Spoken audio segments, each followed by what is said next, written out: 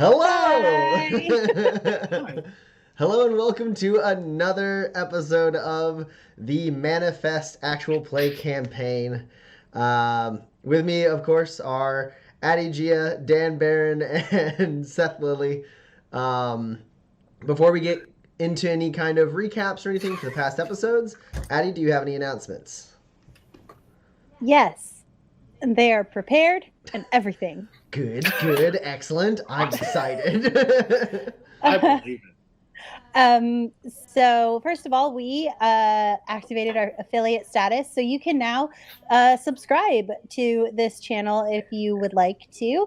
I have no idea which side the button's on, but there's a button up there that is right next to the little bell to get notified when we go live that allows you to subscribe to us. So that's pretty cool. And if you are able, you should join us and subscribe. And if you subscribe to Amazon Prime, every month you get a free subscription to one Twitch channel, and you should make it ours. It um, costs you no more money. exactly. And you get all the Uh, cool subscription stuff. and it allows us to upgrade our tech and do some cool interactive stuff and make little like emoji thingies for you guys to use in the chat, and generally just jump grade our stream. So that's what that money goes to. So thank you to the subscribers who have subscribed. You're awesome. We love you. And to those of you who haven't subscribed yet, we still love you. But subscribe. Um, Not as yeah. Like I said, these are not off the cuff. They are fully prepared. We still are taking pre-orders for the Manifest book, both PDF and hard copy. You can get those at Backer Kit, our Backer Kit page, which is backerkit.com/manifest the RPG. Super intuitive. You can also go to the link on our website or our Kickstarter, which are a little bit easier to navigate, and they'll be able to lead you to that storefront. You can also grab cool dice and pins and whatnot there, though the pins are getting shut down tomorrow is the last count. So if you want a cool waypoint pin or a cool manifest pin, you should go do that because that is ending like basically tonight. That almost planned. Yeah. We've submitted our events for Gen Con, which means we are definitely going to Gen Con this year, and you should come play with us. Um, so while we haven't been approved, we kind of got like the cool, like we did it last year and did really well, thumbs up from the staff at Gen Con. So that means we're going and it's really exciting. We will let you know. We're planning on hitting a few more cons throughout the year. We're going to let you know where we're going to be when we get the kind of final AOK. That's it.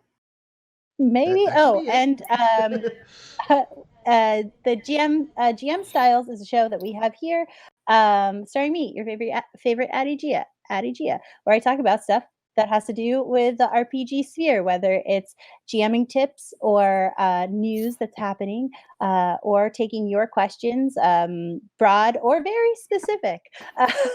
And that show will begin airing again in February. We're also going to try to launch a couple more shows depending on how our delivery is going as far as the Kickstarter. But in March, we should be up a couple of shows. So even more reason to subscribe and get in on that ground floor. And that is all we've got. This is episode 14, and I am really excited to get going. So Tommy, do the recap. Do the thing, Tommy. All right. So Kinsey, Pax, and Roland have just been, in just a bunch of bad situations, all revolving around the Dead Man's Gang, a gang that they were kind of forced into working with. They have been systematically trying to destroy the Dead Man's Gang from inside, so that way they can, leave without having to look over their shoulders. It's worked a little bit. They've run into some problems along the way. They have killed a few members of the Dead Man's Gang, and have kind Half of them, exactly. Well, and then you've sidelined 2 others. So this all began when they were the Dead Man's Gang was being the leader of the Dead Man's Gang was being removed from a prisoner convoy that these 3 were also a part of because they criminals, and the marshal, the marshal, allegedly, Leonard Yen, kind of. Had to trust Kinsey and Pax with hiding what the Dead Man's Gang was after, this mysterious lockbox, which appears to hold some kind of map inside it. And they just now reconvened with Marshal Yen after he escaped from the Dead Man's Gang camp and lost an arm. And they are in the town of Hill Rock, trying to plan their final move against the Dead Man's Gang. They know that the leader of the Dead Man's Gang, Rufus Nash, and Bo the Bully Frederick, the Dead Man's Gang's bruiser, that they are the 2 that are left at camp right now. The others are either dead or kind of like sidelined through the various machinations of these 3. When we last left off, the 3 of you were in staying in the saloon in Hill Rock, while the marshal stayed in the doctor's house, having just had surgery to remove his injured arm. So that's where we're going to pick up. There was one more announcement I wanted to do really quick, just to give a heads up to any of our viewers. Don't be alarmed if you see movement in this area. There is in fact a dog sleeping right there on the couch. So he might just get up in the middle of the stream, so don't think that something's creeping up on me. It's just him reshuffling. Okay. So early in the morning, very early in the morning. I don't know how early the 3 of you rise, but we're talking maybe right around sunrise, maybe a little before, right? You the sky is bright, but the sun hasn't crested. There's a knock on. What did you get? Do you got 2 doors? No, we got 3. 3 rooms. So what's are the 3 of you just sleeping in all separate rooms then? Yeah. Yep. All right. Yep. So Pax, you get a knock on your door. Great. Very early in the morning. Sure. I'll roll out of bed and grab one of my knives, just hide it behind my back, and I will go answer the door, see what happens. Cool. You crack the door open a little bit, and you see Marshal Leonard Yen standing there. He's got his coat that he's wearing just has the sleeve kind of dangling down off his left side, and he looks pretty fresh for not only someone who just had surgery on their arm, but also for someone who is awake this early in the morning. Marshall? Hey, where are the other 2? In their rooms. What's going on? I heard back from the sheriff and the ambassador. I thought the 3 of us could get an early start, start making our way. If we want to move against Nash, we got to move fast. Oh, yeah, sure. Give me a second. Sure. There's no one downstairs, so I'm gonna go ahead and get a coffee. You meet me down there? Yeah, of course. All right. And he heads down the stairs. Okay. I will grab my things and yeah, I'll grab my things and I will head over to Roland's store.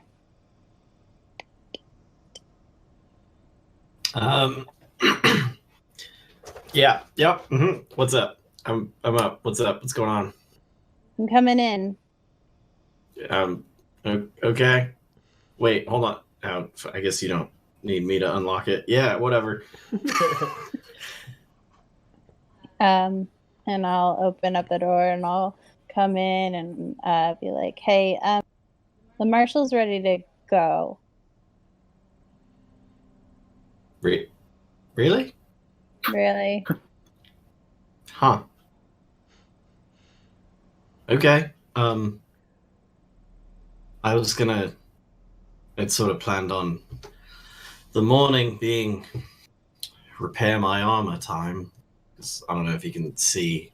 And it's like hung up and there are large scratch marks and sort of armor plates that make it armor ruined. Yeah. I have my spare set. And if you want to fix that on the road. Yeah, I guess if our fearless leader is ready to go now. Okay. And I guess you need to get dressed. So, I'll pick out through my rucksack and hand him my other armor. It's medium, regular. Oh, your backup armor. My backup armor. Sure. Yeah, I'll wait for you to leave. Yeah. And then... I mean, it's not like I haven't seen it, but whatever. And then, like, Wait, what? Of course not.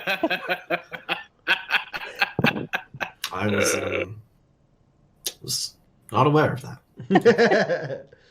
Oh, all right.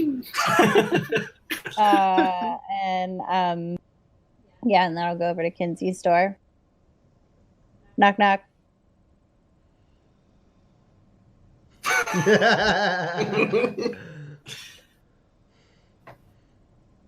Knock, knock. There is no answer. Pow, pow, pow, pow, pow, pow, pow, pow, pow. Nothing? No. Okay, cool. I picked the lock on the door. Sure, I'm not gonna make you roll for it. You're very good at picking locks. You can pick the lock. This is a very small town. Yeah, so I'll open up the door, turn on the lights. Is Kinsey there? Kinsey's not in his room. No. Okay.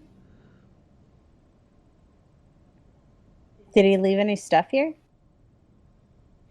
Most of his stuff is still there, yes. Cool. I take his stuff. Like all of it? Yeah. So you pack up Kinsey's stuff into his bag and then you walk out of Kinsey's room with his bag? It's my stuff. Yeah, I've gotten dressed at this point and come out and Is Kinsey dead? I don't know. He's not here. So I got a whole bunch of new stuff. I don't...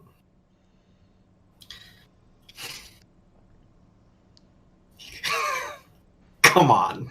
You got it, like... Until he's back, right? Until he says he's sorry.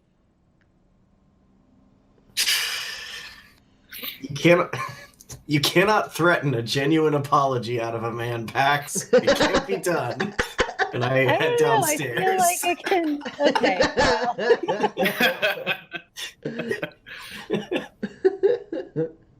Lucky don't bury it in the backyard. Yeah. So I'll also go downstairs. Okay. And I don't know where he is. As advertised, this area is like completely deserted. There's a very, very tired like bartender kind of just like reading like an LRC printout, but like is like half asleep, like at the corner of the bar, just like standing in a way that almost all of his weight can be on the bar, so he's kind of like able to fall asleep there.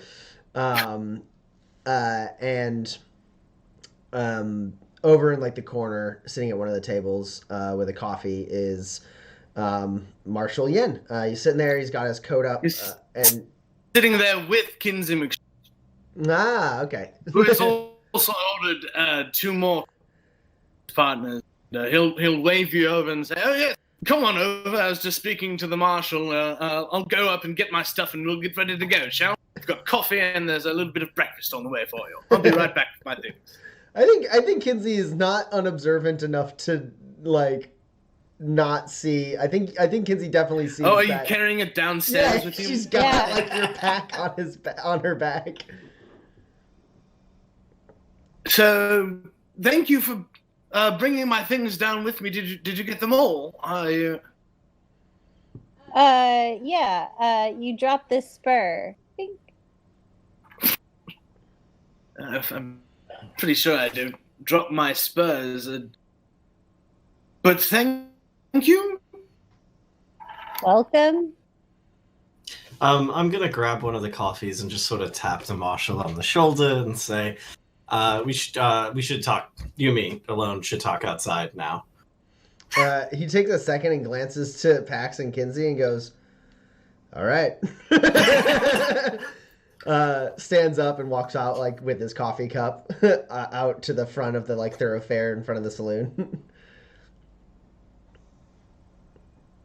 No, I didn't. I don't actually have anything to talk to you about. No, I get it. They need a second. He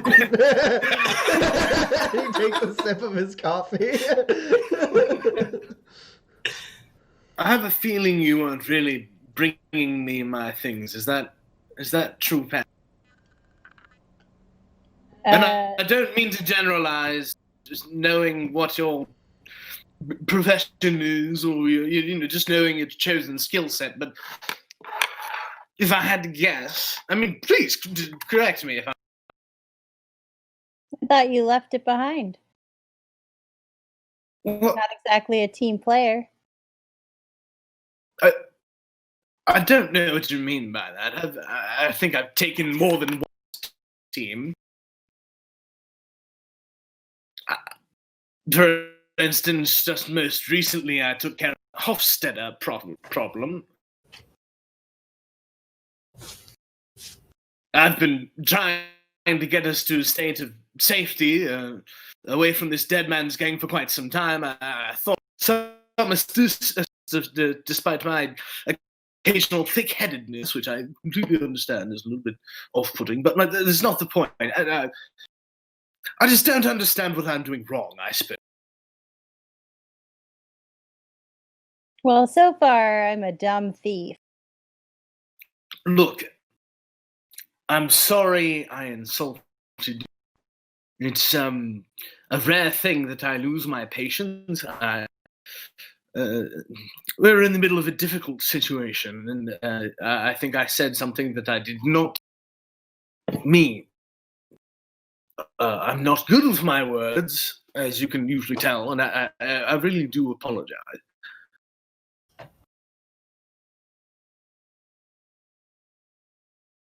I understand if that's not enough, and if I need to remain in the doghouse for a while longer, I suppose there's nothing I can do about that. But I don't want this to hurt our team dynamic. Do you actually think I'm dumb and you let it slip? I have to say I would probably be dead if I were traveling with a dumber person than you, Pax. You are that didn't come out right. No, because you are so. Is what I mean. Because you are as intelligent as you are, I am still alive. Does that make sense? I'm not. Kinsey, take your grit.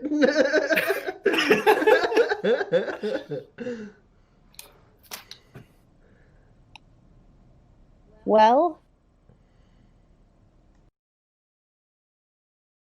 you know, Roland's right. You do talk too much. Yeah, I know. You could have just said yes. So, since I'm always going to be dumb, I might as well not be a thief. Here's your stuff. Let's go. And I'll drop his stuff on the floor and I'll walk out.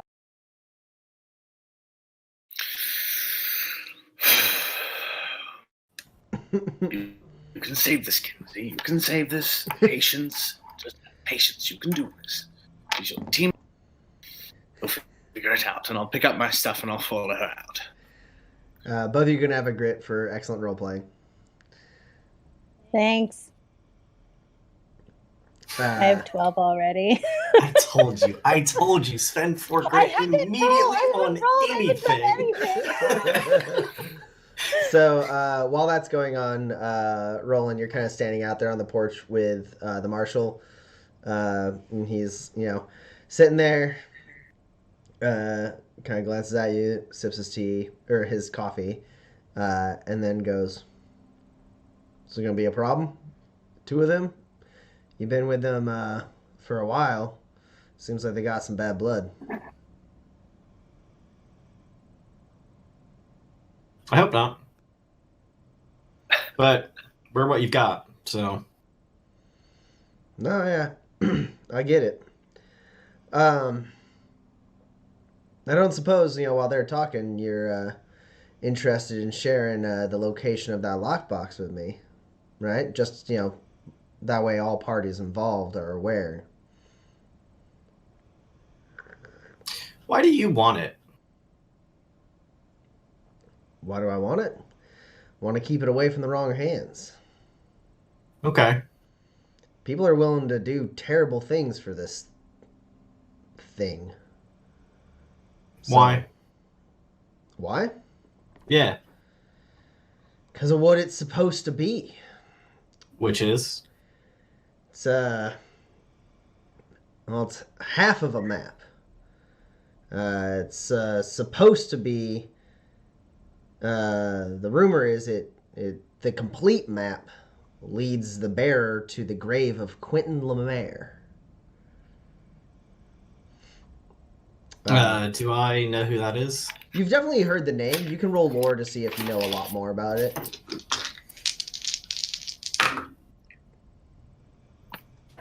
That's 3 hit. Oh, no. I have a reliability now. Ooh. I've recently become smarter. 4 hits on lore. Okay, Quentin Lemaire is a figure from a tall tale. He was a gunslinger and explorer, and he was said to have been buried in a casket full of raw luminescence. The whereabouts of his final resting place were said to have been etched into the framework of Lemaire's guns by his apprentice, Cordelia Gray. So if you get both of Lemaire's guns, then you have a full map to the whereabouts of his burial, and then you can, unearth the luminescence if you need it. Yeah, I think he says Quentin Lemaire, and I laugh out loud. And he goes, "I'm right there with you, Roland. I think it's a load of shit, but well, if people like Rufus Nash believe in it and are willing to do what he's done just to get 1/2 of this map, I gotta lock that thing away." And what? Hope that people like Rufus Nash never come for it in whatever vault you put it in? There's a lot of places in Alanistead that the ilk of Rufus Nash will not be able to access. Sure. And so it'll just be people like you and the folks you know, and none of I'm sure none of them have ever done anything bad for money. I'm not if someone with power is going to get their hands on it, so be it. At least they're not going to kill anyone for it. Leonard, that's the dumbest goddamn thing I've ever heard. Someone wants to buy it at an auction and go wandering off looking for this this grave. Good for them. But if I get it behind those walls, at least, lowlifes like Nash and his crew, they're not going to be able to get their hands on it. Yeah, but if we leave it where it is, No one will ever remember it. It's not my job.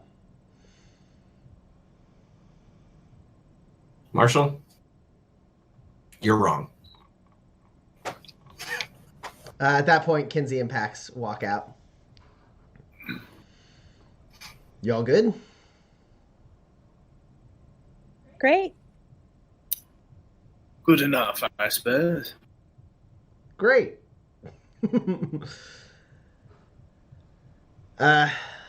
Well, shall we talk here on the thoroughfare, or do you want to go get a roof over our heads again?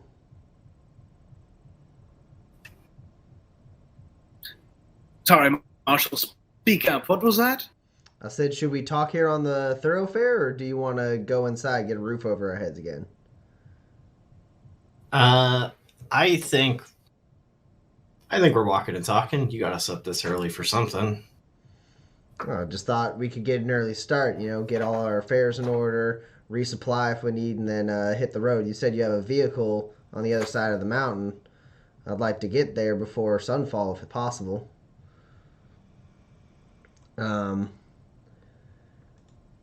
I sent a message to both Sheriff Shaw and my mother, the ambassador. I inquired to both of them as to anything that could be done to pardon the three of you. I sent that message this morning, so we'll hear back shortly. As far as what they said to my immediate correspondence when we arrived here, Sheriff Shaw is ready, able, and willing to dispatch half a dozen marshals to assist with the capture of Rufus Nash. So I figure we give them the coordinates to Rufus's last known camp. And, I would suspect maybe he has relocated since, but hopefully the combined might of the four of us and the six of them can track him down and put an end to all of this.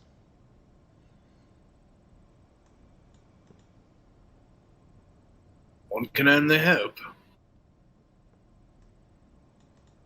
And seems like you've got it all figured out. I would request that after Nash is taken care of, the three of you escort me and me alone. I understand the three of you might be skittish around other law enforcement.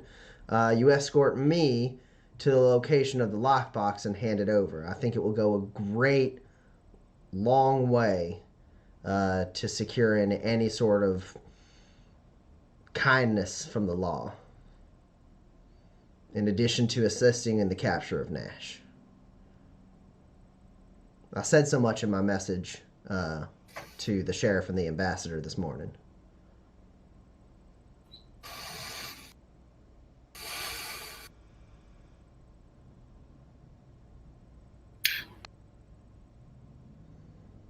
Well, we certainly aren't going to give her any reason not to be amenable to a deal. So hopefully we can come to some sort of agreement.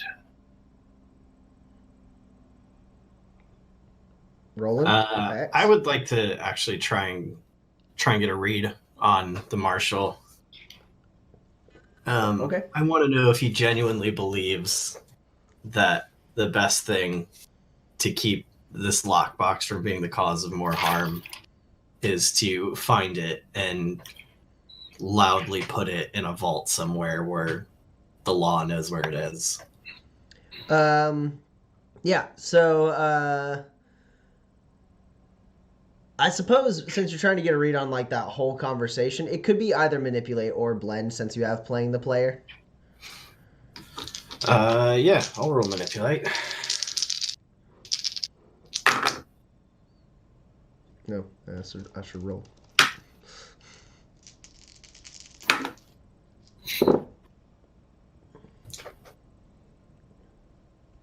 You're up against an 8. I've got 3 net hits overnight. Okay. Yeah, he is not naive enough to think that like the map ceases to become problematic. He's not naive enough to think that like no one will try to do it, but he does believe that if it gets into the hands of the law, at least like if it exchanges hands, it can be done so in a relatively civil way instead of a bloody way. And then he's hoping that, someone with the money and influence to access this would either, one, you think he's kind of like assuming anyone who's going to pay for this kind of relic might like just be a collector who doesn't do anything with it, or two, be someone who's actually skilled enough to possibly do something with it and isn't a murderous bastard like Rufus Nash. That seems to be his general take on it. He does think that that recovering it is probably what's best from his standpoint. You also are able, since you got 3 net successes, you're also able to kind of glean over the course of this part of the conversation that he did, like, everything he said so far has been truthful. He sent a message to the ambassador, implored like them for the ambassador and the sheriff to like see if there's anything that they can do to like give you some sort of leeway, and then that he like basically put in a like like icing on the cake, like they're gonna give me they know where the lockbox is, so like they have a bargaining chip, like we have to make a deal with these people to get the lockbox. We give them something, they give us the lockbox.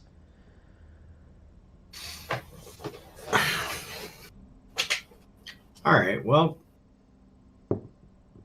I guess we'll have to see if we can find it again, but in that scenario, if you think it helps the 3 of us go free, I guess it's yours.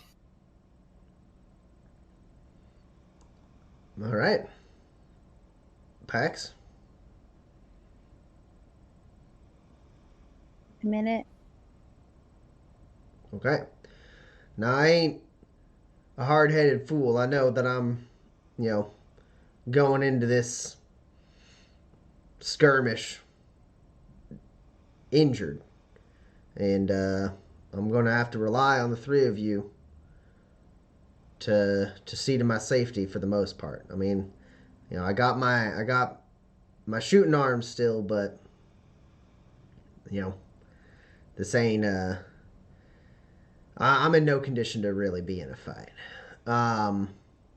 So to that end, I don't think there's much in this town that you could procure for the conflict ahead, but well, this is what I got on me. And he pulls out 10 spurs, and he goes, if there's any supplies you need here in Hill Rock, make use of my money.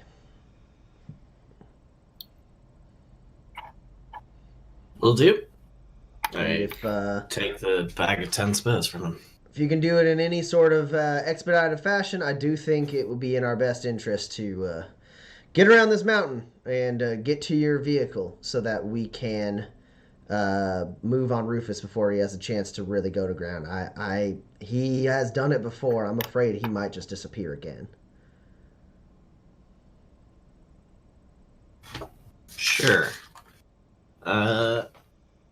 Is his camp on this side of the mountain or the other? You said, what do you mean this side? Oh, his camp. Rufus's camp. Mm-hmm. You are on the northern side of the mountain range. His camp is on the southern side. Okay. You're like on the northern side, but really you're at like kind of like the center of the range, right? You're like nestled in all the like mountainous terrain. But like you're more to the northern part than just straight up like the center of the mountain range. But okay. His camp, as far as you know, is like once you get to the van, which it might take you like a day to get to the van, and then it's going to be like another like day or 2 drive to get from where you are to where the camp is.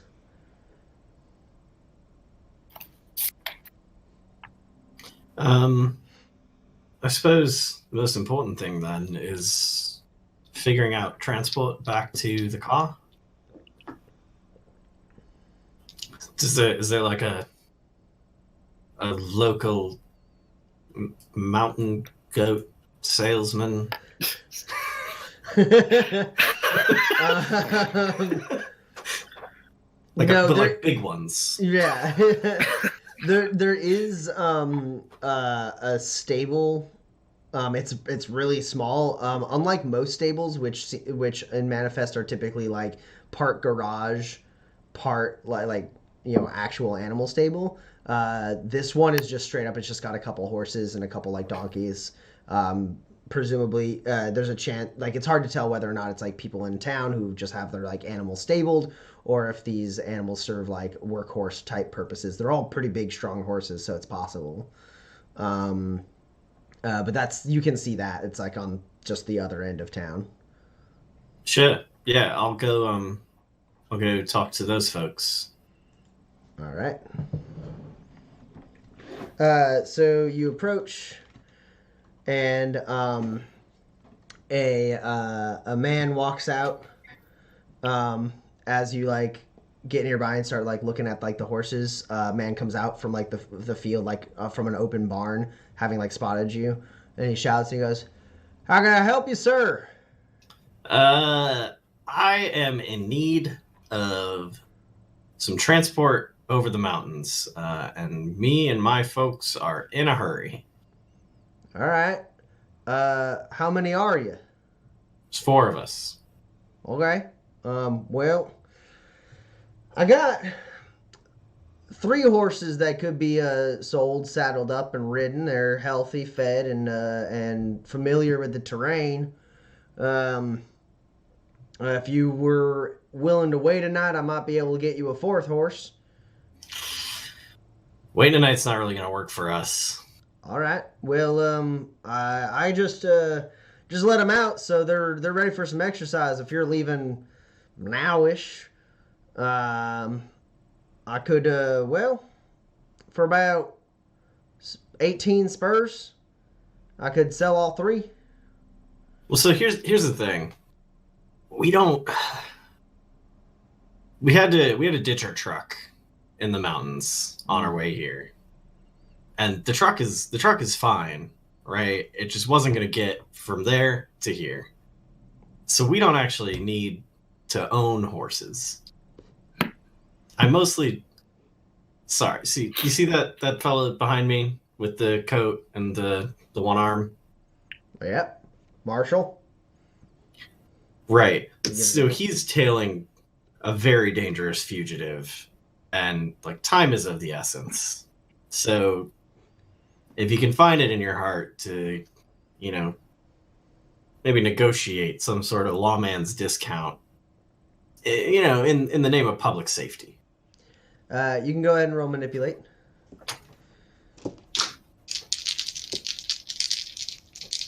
Am I dressed to impress? No, you're a little too clean.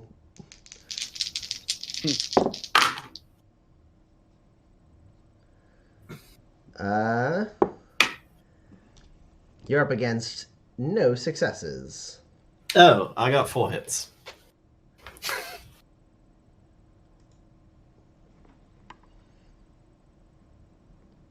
Well, I don't want to get in the way of, enforcing the safety and law of the land. Werner's the name, by the way. Werner Hannigan. He reaches out a hand. Brent. I shake his hand. Pleasure to make your acquaintance. Look, I could give you all 3 horses if you need all 3 horses. I'd appreciate it if there's only 4 of you. You could ride double on these horses. It wouldn't slow you down too much. I could just give you the 2. I don't suppose you're not planning on riding back through town, right? I mean, if we can help it, we're not headed back this way. I mean, do the horses know their way back?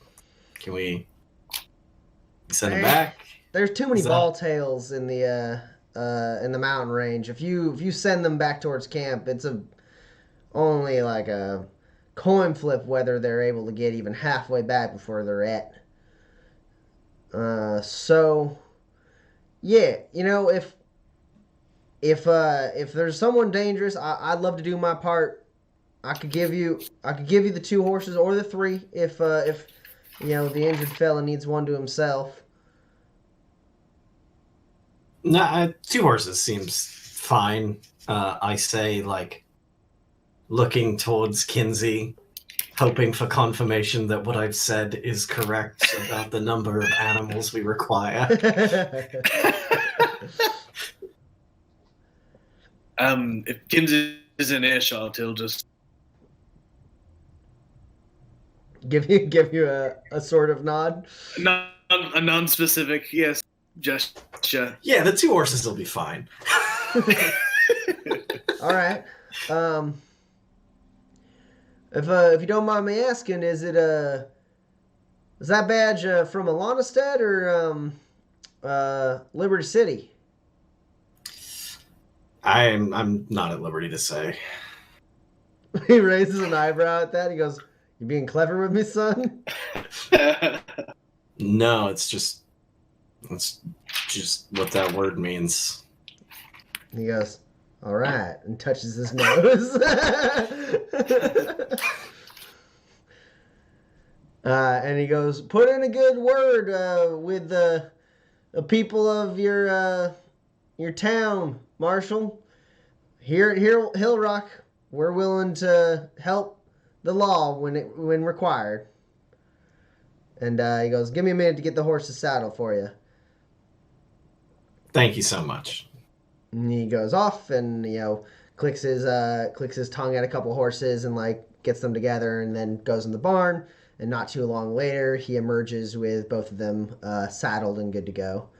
And as he's bringing it out, he goes, "I don't suppose you'd be willing to part with just a couple spurs for the saddles." I wasn't thinking about this. I offered up the horses for free. Sorry, I didn't. When I said lawman's discount, I didn't mean please give us your horses for free. Like, I just... Oh. Yeah, here, take, like... 5 spurs? I appreciate that, sir. This will at least replace the saddles. I might even be able to get a new horse with this if it's needs a little work put in it. Great. Well, you've been extremely helpful. Thank you for your service. We will be on our way. I wish you luck. And yeah, now you've acquired 2 horses. I'll go over to Kinsey. Are these good horses? Are they good horses? Yeah. Do they have, like? I don't know what. I don't know, like, what horse stuff to look for. You didn't have very good horse there. So you could roll survival to kind of like observe these horses, check their teeth and their hooves, and like check under the saddle, like see if they seem well fed, all that goodness. Under the okay. Yeah, I thought you were like a check under the hood. Yeah.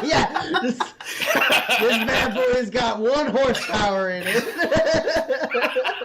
God, actually, most horses have less than 1 horsepower. No. Well, these horses, they have 1 horsepower. They're good horses. This horsepower is measured in, like, Clydesdales. Yes, that's 1 hit of a 6. On survival? I know. It's shocking to me, too. I rolled a 15 or 16 in there. Yeah. Although, wait, if I'm using my...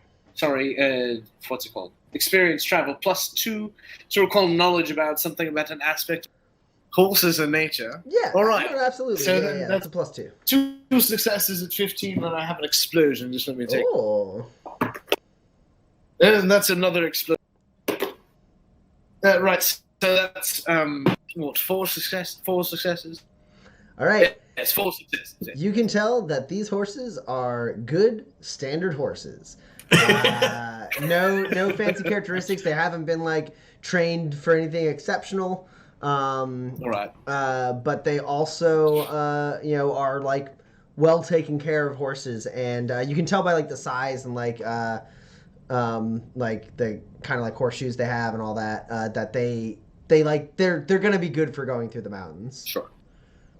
Well done. They seem like standard average horse. Get us well. I think you've done well. Great. Now the question, Pax, would you like to ride with me, or would you rather ride with Roland? I can hang out with the marshal if you...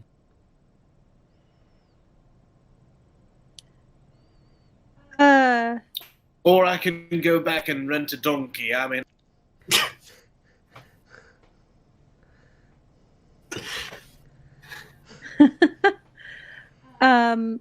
I will see how fast we end up going. I think I'll be able to keep up for at least a little while. All right. Am I supposed to read that as a challenge? If you want to. I mean, like in a friendly race. I'm sorry, I'm just digging my own grave here. No, Kinsey, you could not keep up with me. Ah. All right. Understood. Shall we get going, or? Okay. Yeah, let's get. Do you guys need more things in town, or? Should we? You know, these skunk ape glands are about to go bad. Perhaps I should make some kind of stink bomb out of them. I don't know if that would be useful. We just need some machinery.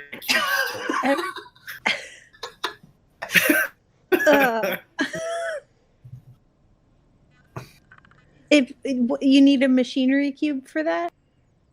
Yeah, for 2 glands, Tommy. Would I need 1 or 2?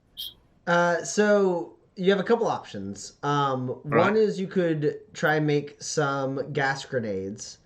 Yes. And then you could try and like distill the glands into some form of a tonic. Okay. And then if you're successful in that, then you could basically like load the glands into that gas grenade and use it to make a stink bomb. Sure. Alternatively, you could just do turning the glands into tonics, or I suppose like if you wanted a much more reduced effect, you could do like just the grenades and then just like shove the glands in there. And then it's not going to be as effective as if you were to do a tonic, like a legit tonic, if you just like fucking squeeze some skunk ape glands and see what happens. Yeah, so if I make a tonic, would that be like throw, like break open? No, so the tonic would be, you'd be distilling it down into a liquid form that would probably need to be like consumed to like normally, right? But then when you load it into the gas grenade mechanism, then that like aerosolizes it, right? I think I like that. So it's like it's more like a 2-step process if you want to try and make a proper like grenade out of these skunk ape glands. I mean, I would imagine it would be most in a final confrontation with the Dead Man's gang. So, like, if it takes extra time, so be it. I'll do the gas grenades. Okay, so in order to make the grenades, you would need 5 machinery cubes, unless you want to cut corners and make some poor quality grenades. It also will take you, I think class 2 items are 12 hours per roll, right? So again, unless you want to cut corners, it could be 6 hours per roll, but it's a machinery test to make the grenades. I also lied a little bit. Sorry, that's just for a normal grenade. To make a gas grenade, it's 7 machinery cubes and 1 first aid cube, and it is a class 3 item. Okay, well I have, and that would yield 2 grenades? Or 3. Excellent. Okay. Well, in that case, I have a first aid cube. How much would 7 machinery cubes cost? So do we have access to any machinery cubes? Yeah, there's a general store here. You could scrounge together enough to make 7 machinery cubes from this general store. It would just cost you for 14 spurs. Sure. How many spurs do we have left from the... Well, the Marshal's Fund is down to 5 spurs, I say, as I hand you this bag. Right, so that would be 11, so 3 more spurs.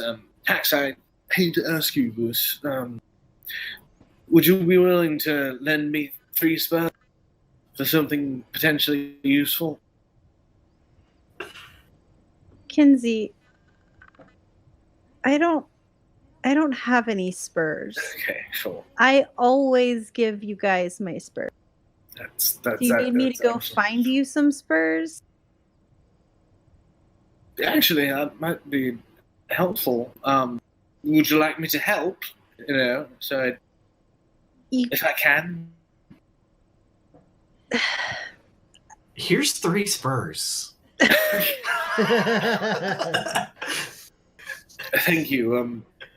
Brett, was it? Sorry, I couldn't quite hear. Yes, thank you for listening. Yeah. I got in trouble last time, so I figured I might this time. All right, I'm going to go to the general store. Thank you very much. Sure, yeah. Very nice old man. Like very, very old. Because like I said, most people in town that are working not at the mine are really young. But this guy's like pretty old. He like kind of carries himself with the air as someone who like used to run this store and is just like here today. So there's a lot of like he's like, oh well, we used to keep it over here. Looks like they moved it around a little bit. Okay, this should do you.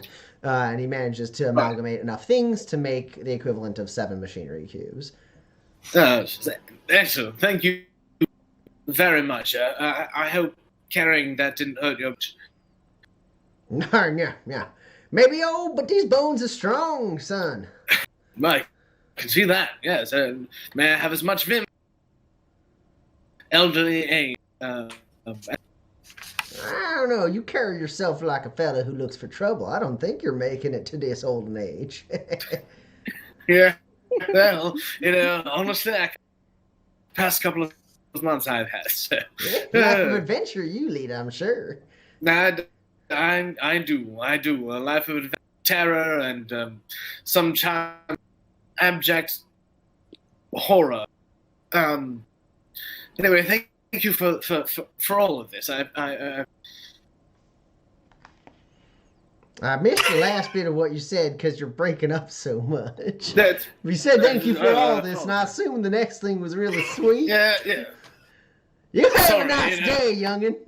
Not everybody can understand my accent, so but yes. Have a nice day as well, sir.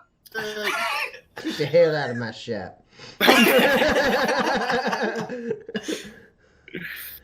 So you have 7 machinery cubes. That's all I ever wanted.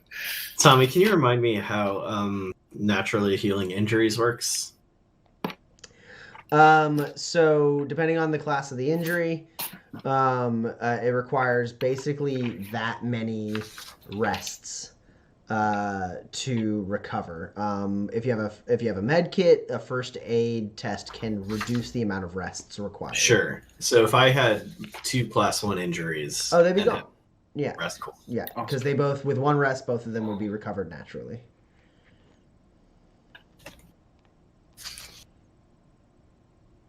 Cool. Yeah, I think we're good to go. Yeah. Yes, I've got everything I need. Anybody else? No. Nope. Marsh, do you want a hand up? Yeah, I'd appreciate it. Facts. You like put your hands down. He steps up so that he can like get his one hand around to pull himself up. Mm-hmm. And he goes, "Thanks. Who am I riding with?" He says, kind of scooting back, assuming someone's gonna want to sit in front of him.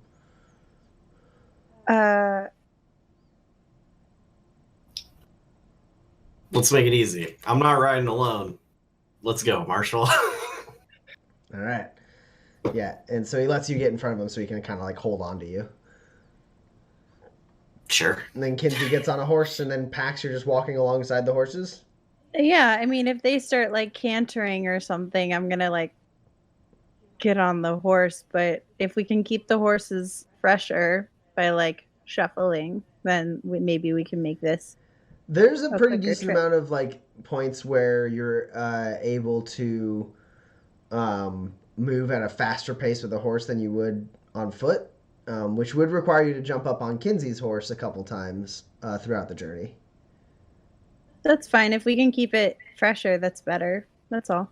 Okay. So yeah, everyone on and off Pax like hops on the horse for like the easier terrain, and then when it gets a little more difficult, Pax hops off and climbs up on her own. Since you're doing on and off with the horse, Pax, I'm not going to make you roll like an athletics test to kind of like stay fresh during that, because you're able to like during like the moments where like it's just like bigger stretches of just kind of like more or less even rocky terrain that's not too hard for the horses.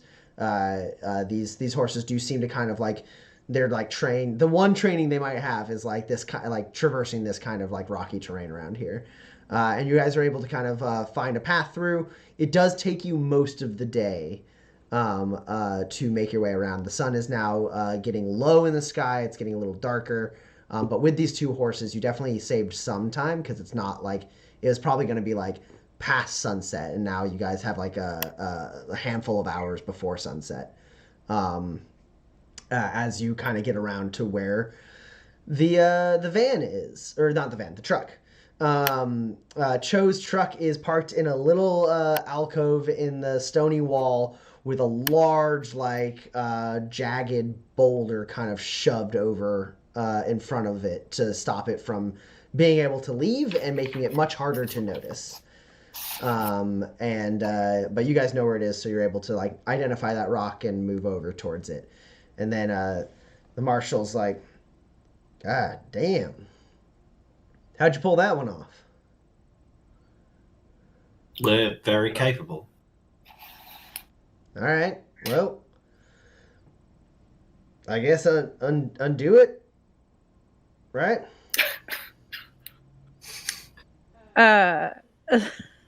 So is the boulder or whatever downhill from the truck? Yeah, relatively speaking. Yeah. Well, I figured we could use the horses to like pull the rock away. I mean, they, amount to about 1.5 horsepower. Well, it depends on if they're friends or not. I know one thing about horses. That's the one thing you know about horses. They do better when they're... Yeah. Horses that are friends can pull more weight than horses that aren't.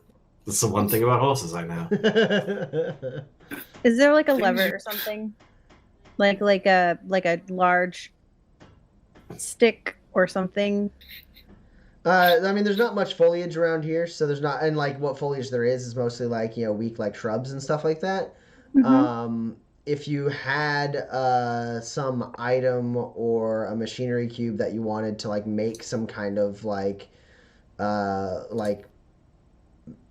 large metal like wedge, like straight bar basically, to try and knock this boulder off of its resting place. Sorry. No, it's fine. Yeah. Hey, Kinsey, do you have your a survival kit? Yes, I've got it right here. It's an excellent quality.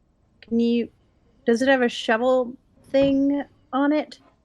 Oh, yes. You mean my extendable shovel here? Yeah. Can I see it? Absolutely. We have an idea. All right. I'm going to try and like dig the downhill portion away from the rock. Sure. And then we're going to try pushing it like hard. Okay. See what happens. So it Hopefully takes it'll give it a little bit of a It takes a little bit of time to dig out enough that you think it's gonna matter, yeah, Pax, I think I will have you roll either Endure or Athletics if you're doing this solo. I will pull out my excellent quality survival kit and pull out my retractable shovel and hand it to Kinsey. Thanks very much, Roland. Sorry, Brett. No, it's fine. We're not. I don't know what the rules are. The rules are it's a cover. There's no one here. So with Kinsey and Pax working together, I think you can do a teamwork test of Athletics or Endure. One of you has the primary, one of you has the secondary. You get to choose. I assume Pax is probably the stronger primary. She's pretty strong. Swole. Yeah. I mean, yeah, I'm slightly better at Endure, but we could try Athletics. Well, you can roll either to assist. Oh, good. Excellent. Well, then I'm going to use Endure. You're going to be the primary on this, then? Yes. Ooh. All right. Yeah, go ahead and roll your Sorry, Endure I'm test. just making... I have a... Sorry, one moment.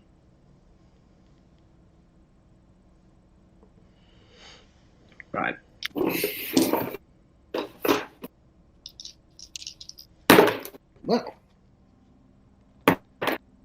Well, that's one hit, so it's a +1 for you. Okay. Okay. I forget if I have that. Give me one sec. I do not. Yeah, okay. So I will roll, see what we get. So it's a +1? Yep. Yes. Okay. And I get to roll again for more. Don't worry about it. Got that crit. I got 5 hits. Whew. Yeah, it doesn't take much time at all. Between Kinsey and Pax, you're able to just shovel out like a nice little like angled trough at like the downhill part of the boulder. Get nice and deep underneath it, but not making the trough so deep that it like will just like plop into that spot. You're able to kind of like make it like a long little like lane for it to roll down. And so yeah, I think with a 5, I'm not even going to make you guys roll for the knockover. You do the two of you do a feat of engineering where under like Pax like kind of pointing it out and like being like, no, we need to dig in more over here. We need to dig in more over here. Make that a little bit wider. Pull like no, keep going. It has to be longer. Actually get here like and like dig like these like basically points where we can kind of press our feet in the ground so we can push more with more leverage, that kind of thing. And then once it's all done, it's only been like about an hour, and the sheriff is like looking a little like, well, I mean, you did a lot of digging, but I'm not really sure how this. And then Pax just kind of like sets her feet in to the like little notches you made, and then just presses her hands against it. And he goes, "Do you want us to hook up the horses, or?" And then she just like the boulder weighs nothing. She's made enough of like given herself enough leverage and made enough of a slope that like it just like tumbles once and then folds and then starts like breaking apart and then rolls down the side of a cliff. Damn. Hopefully there's no one down there. I'm sure it's fine. Yeah, get in. And I'll throw my stuff in the back, and I will do the thing to unlock the car. Sure. And then I guess we'll we tie the horses, I guess, to the back of the truck because we don't have like a trailer or anything. So well, one thing is the truck only has 3 seats. Sure. So if someone wants to ride with the horses, they could. I'll ride with the horses. I probably have the most skills in wrangling comparatively, so yeah, I'll take care of them. Cool. So Roland, Pax, and the sheriff climb into the truck.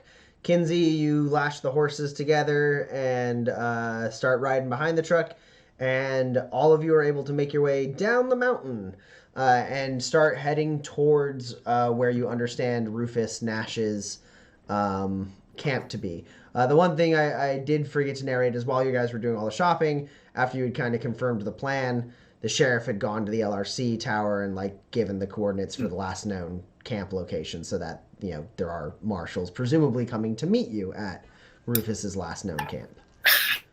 Great. Yeah.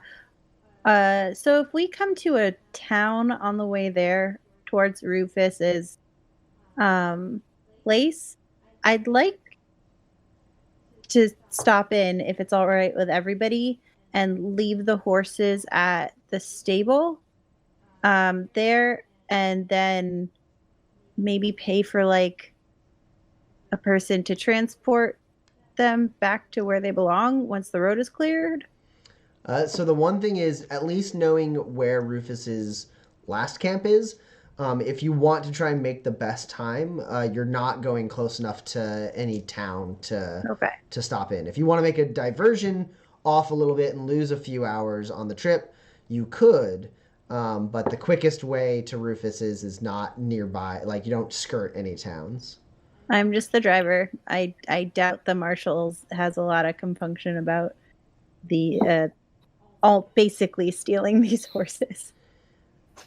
Yeah, I mean, if you bring it up, he'll basically parrot what I said. He goes, I don't think there's any towns in between here and the camp. I mean, we might, depending on, maybe he went to a town afterwards. We don't know, but I think maybe once the dust is settled and we have a little bit more control of the situation, then we consider returning these horses to that fella. Or at least maybe sending him a better compensation at a later date. All right. It's a good notion. Yeah. He did us a real favor by giving those horses over as easy as he did.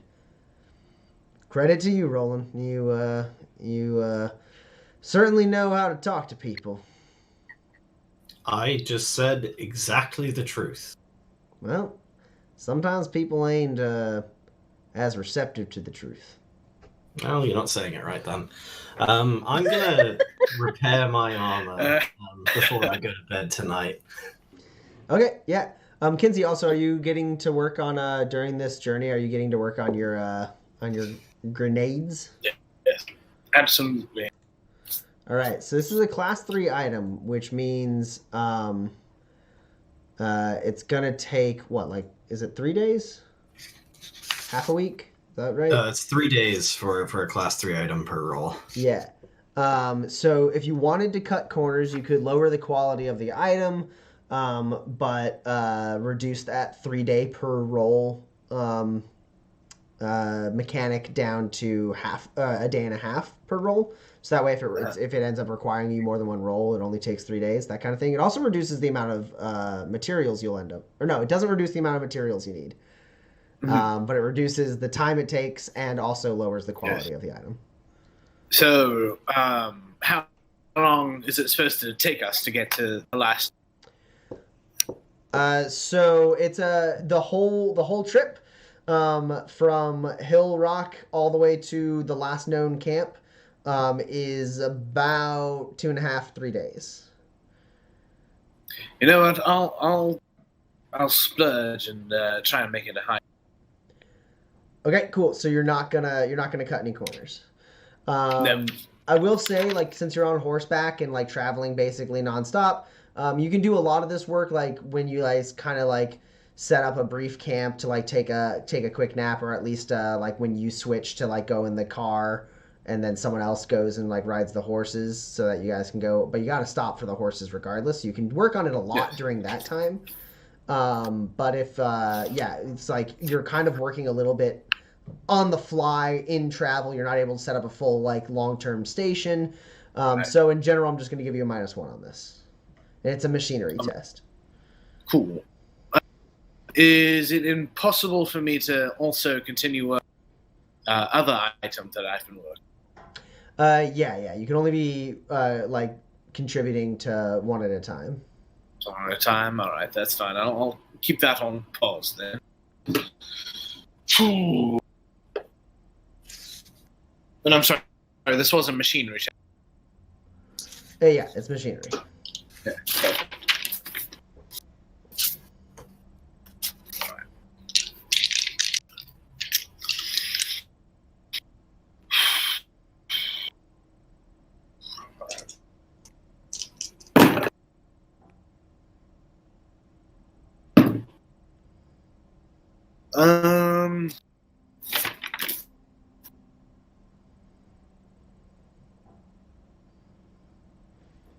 That's not worth it. I have 2 successes.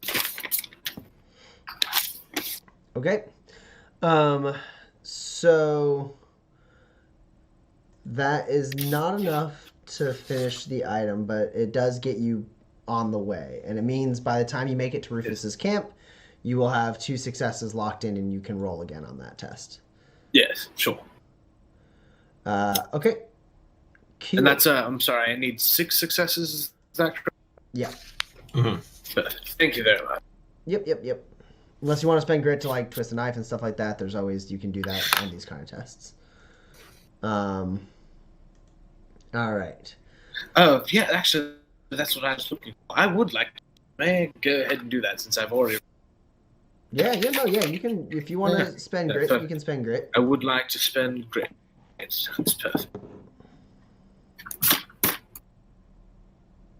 Alright, so I'll do 1 more success on that. And then need 3 more. Okay, cool. You're halfway there. you. All right. Also, Seth, your cameras, you're getting extremely choppy at this point, like almost hard, impossible to understand. I don't know if it's like your computer overheating. I sent you a message about like some methods you might be able to like reduce that. See if there's anything you can do. Otherwise, we'll make do for this stream and then see what we can fix for next week. All right. Yeah, you're pretty rough. Okay. This is Kinsey's an outdoorsman. So gritty. You're extremely gritty. It's getting in your video. Okay. So. But I can repair my armor, right? Yeah, absolutely. Cool. So applying a machinery cube automatically repairs 3 points of armor, and then you roll a machinery test. It's a little bit of an easier task, patching up the armor than like crafting grenades. So, so in general, no modifiers on this one. There is a modifier. It's a positive modifier. I'm a blacksmith now. Oh. It's a +1. It's not great. It's better than nothing though.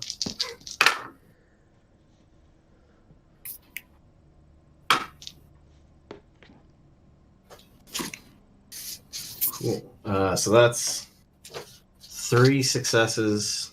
So that's 6 armor restored. Yes. Yeah, because 3 automatically and then 1 per net success. I will go ahead and just spend an additional machinery cube to finish up the job. All right. And finish fully restored repairing a piece of gear. Is that a new trigger you picked up? It is. You've splashed into the Tinkerer path? I have. Okay. So Roland manages to repair his armor, packs your driving. The marshal's just kind of sitting there. Any conversation you have is kind of tense and silent. You're all kind of focused on getting to Rufus as quick as possible.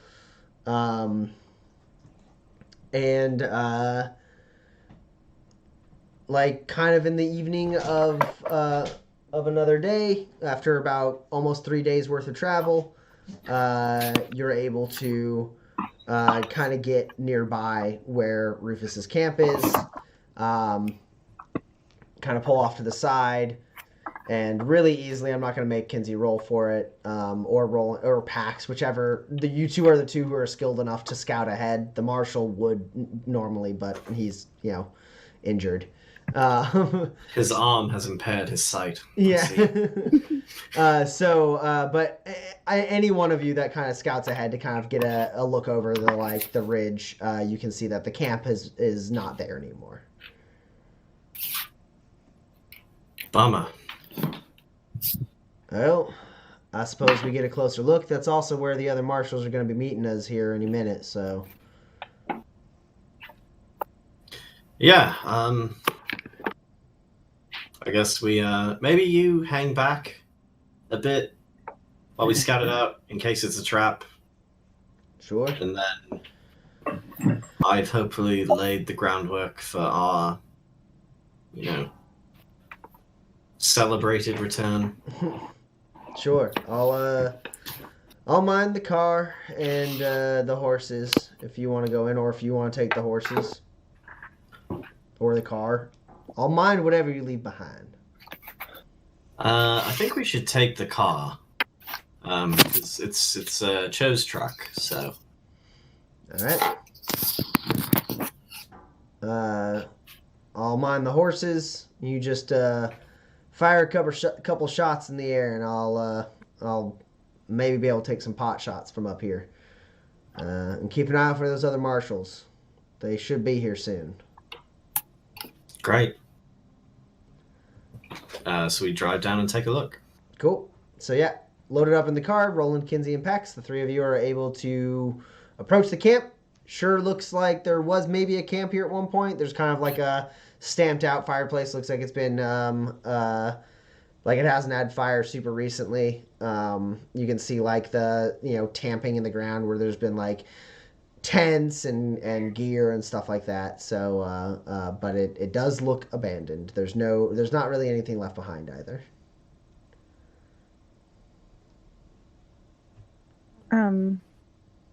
Are there like tire tracks? I guess what did they have as far as like cars go and stuff, other than the truck and the motorcycle and whatever else they came in on? I don't remember. You do know that they had stolen a couple of horses when they killed Mary Parkhurst? Oh, right. That is right. They had stolen horses. Oh, I know. Actually, you guys took those horses. You took those to... Right, no, they didn't have stolen horses. We took those. Yeah. So, in general, as far as you know, all of their vehicles were used up. You at least know that Rosa got her hands on an automaton horse. That's right. When she joined you in Lily Ridge. So there was at least time for them to acquire that one more vehicle, but you don't know what, if any. Sure, so they could be in anything. But yeah, if you want to try and look around for like clues, you could roll observe at a -3 or survival. I will observe at a -3. Yeah, me too.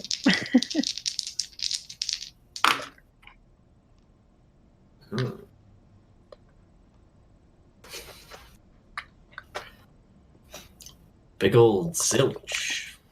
Okay. So yeah, Roland, you see everything I said. There's signs of a camp here. See where they set their gear down and stamped out the fire. I have 2 hits. Okay. And Kinsey, you roll in survival or observe? Oh, right. So I'm sorry. No, that's fine. I know you were trying to set up your computer. You're coming through a little more clearly now, which is nice. Yeah, right. I have it on a hotspot, so we can at least keep that going. Right. Yeah, I'll roll survival. That sounds better. It is kind of your jam.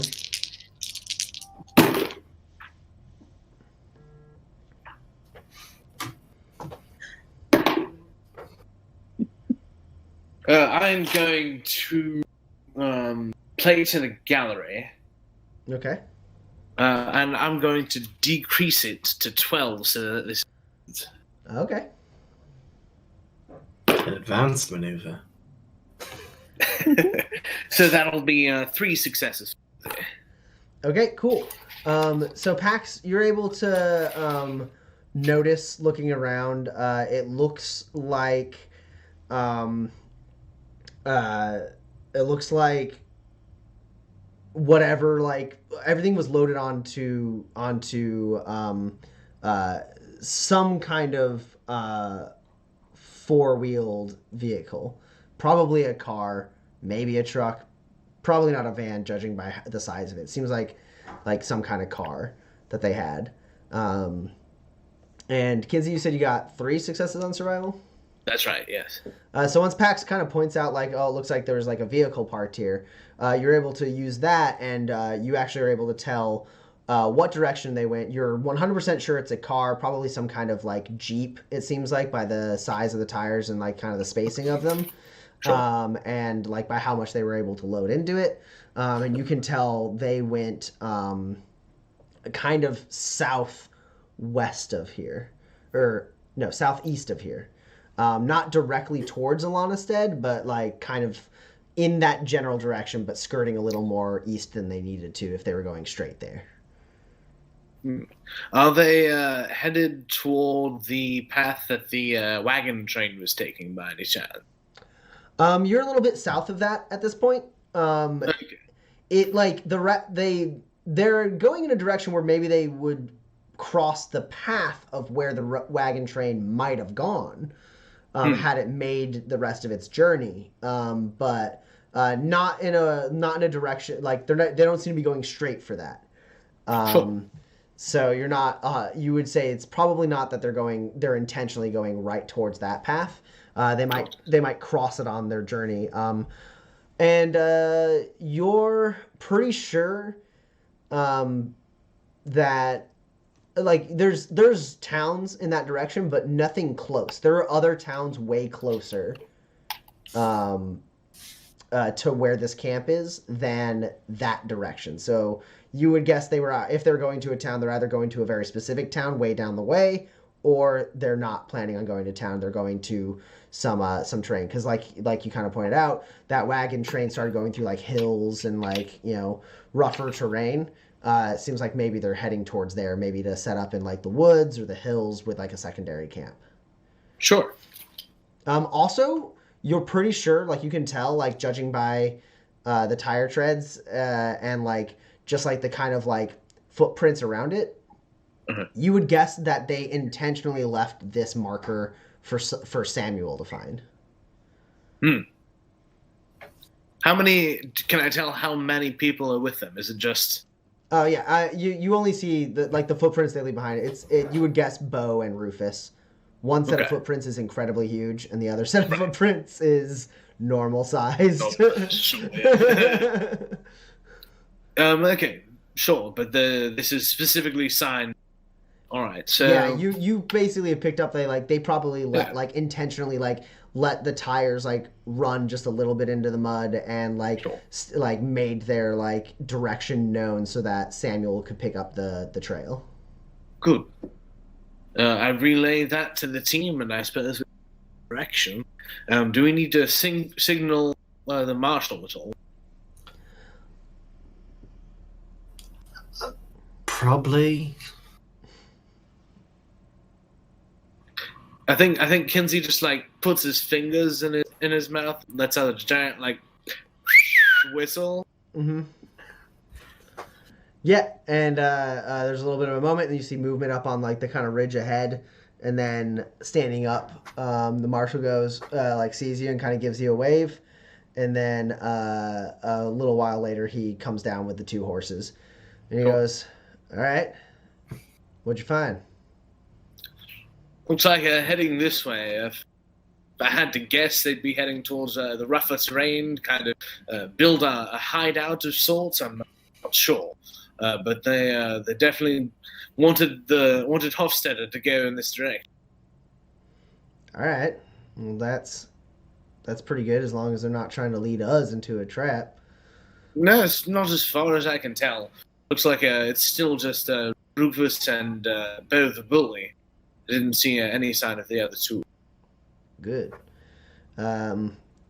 If this is the camp they were at when I got away, and then they went that way, chances are they haven't had a chance to really touch in with the LRC, so they might be flying a little blind right now, which will work to our advantage. I see we got company. And he gestures like behind you, and you see kind of coming around a bend. You see 3 horses and a car coming around the bend. And as like they get a little closer, you see the cars like kind of like labeled with like a sheriff's office like emblem on the hood. And it looks like an off-road kind of a little kind of like Jeep almost type like kind of off-road heavier car. And as they come up, Marshal Yen like kind of waves to them, and the woman in front says, "Leonard, it's good to see you." He goes, "Good to see you too, Gina. This is Roland, Kinsey, Pex. They're with me. They're helping us bring Rufus Nash to justice." And she like tips a hat at the 3 of you and goes, "Howdy," kind of a little pointedly, and kind of looks a little like suspicious. Howdy. You lose something on the way? She says with like a wry smile, and Leonard goes, "Yeah, Hofstetter, Yikes. Hofstetter had me running ragged, and a couple of lowlives managed to get the better of me. But these 3 here, they pulled me out of there. Could have been worse." And she goes, "Well, someone with deep pockets like you can surely afford a nice replacement. We'll look after you until you can." He goes, "Much obliged." Rufus and Bo are down that way, probably setting up in the rougher terrain, waiting for what they think is the rest of their crew coming home to report back. I say we move in as fast as we can. Once we start getting into that rougher terrain, we spread out, see if we can find their camp, reconvene, and we strike it as soon as we can. And Gina goes, "Sheriff told me you're in charge, so as you say." Oh, and this came for you. And she pulls out like a letter, and the Marshal Yen takes it, goes, "Thank you. If you're all good to travel now, maybe take 5. Get ready. We got who knows how long a road ahead of us. So make sure you're fresh, and we'll move as soon as we can. We'll have to travel through nightfall to make sure we don't lose them." And the marshals all nod, and she goes, "All right, you heard him. Everyone take a water break. Bush is over there. Refresh your canteens if you need to. Let's get ready to go."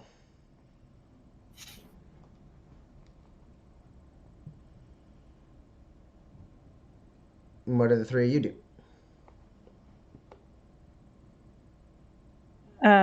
Is the marshal settling up yet? No, not yet. Okay. Yeah, I'll go talk to Kinsey. Just, so you said I'm sorry, right? Well, I tried to, at the very least. Well, but you did get those 2 words out. Oh no, I said the 2 words, "I'm sorry." Yes, I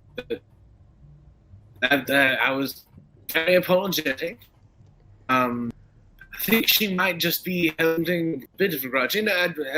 I think I might have inadvertently called her stupid again, but then I tried to immediately correct and told her that wasn't what I meant because it wasn't what I meant. So I see what's happened.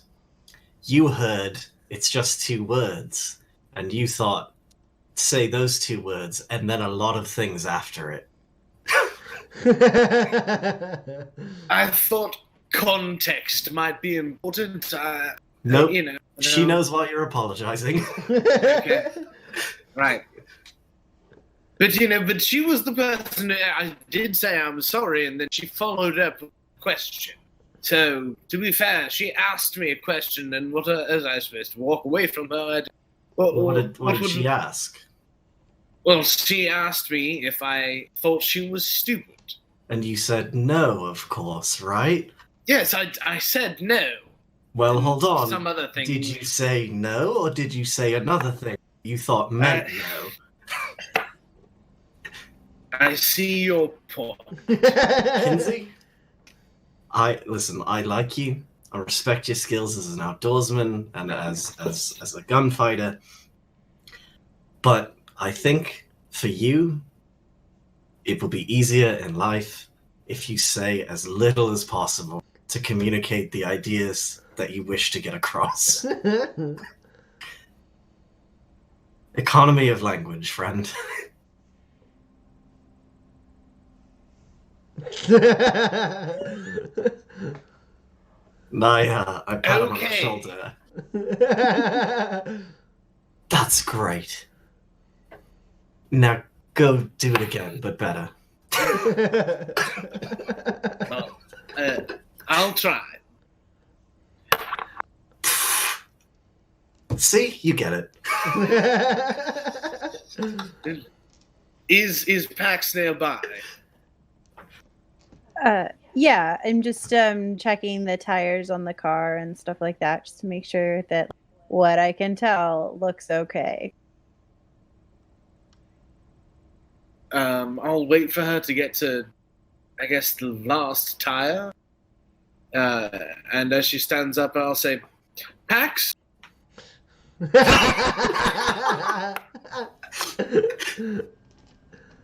Yeah. I'm sorry.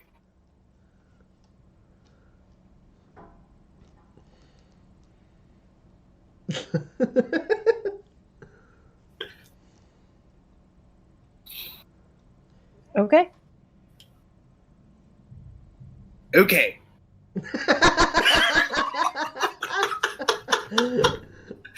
And I will walk away while I am ahead.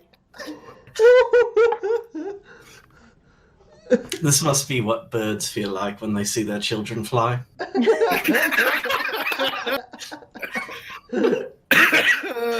It's a bit what it feels like, a baby bird falling straight down out of a nest. They've already gotten grip for excellent roleplay. Roland, you can have one.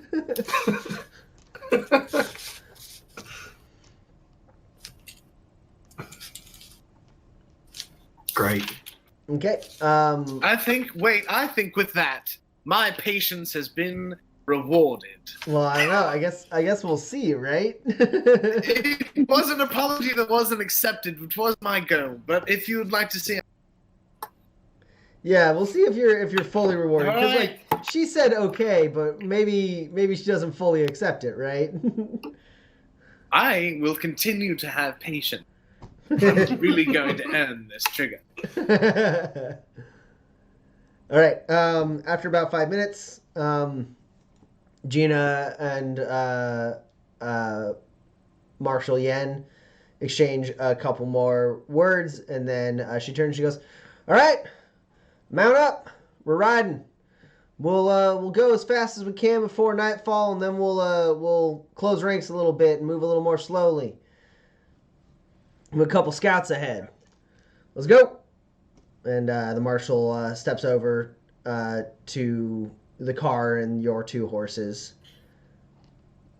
and kind of like, I guess he just moves to the car because that was the original arrangement. So that's where he's going to go. Okay. Sure. I'm not a horse person. I'm in the car. All right.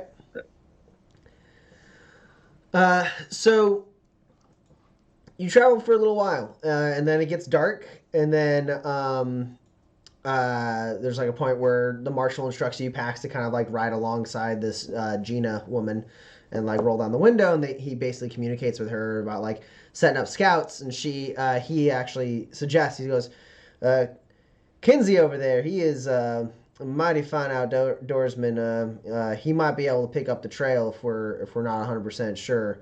I think he'd be a valuable scout. I say he goes straight ahead and kind of fans out and makes sure we're still heading the right direction while your people move north and south. And she goes, as you say, Marshal. And then rides over to you and goes, Kinsey, yeah? Yes, that's what they call me. Because it's my name. Yes, what?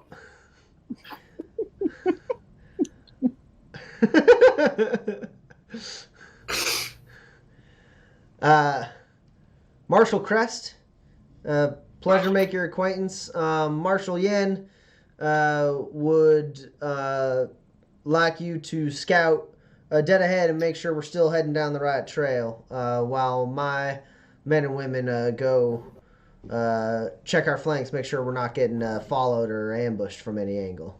Okay. Oh, yes, Marshal. Anything I can do to help?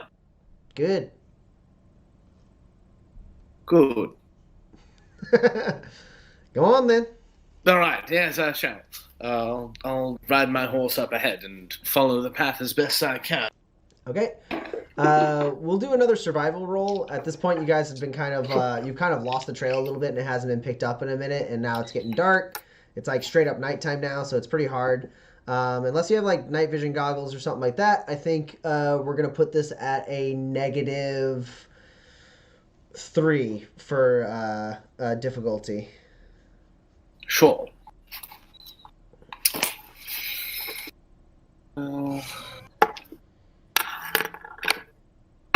Yeah, I'll take that for now.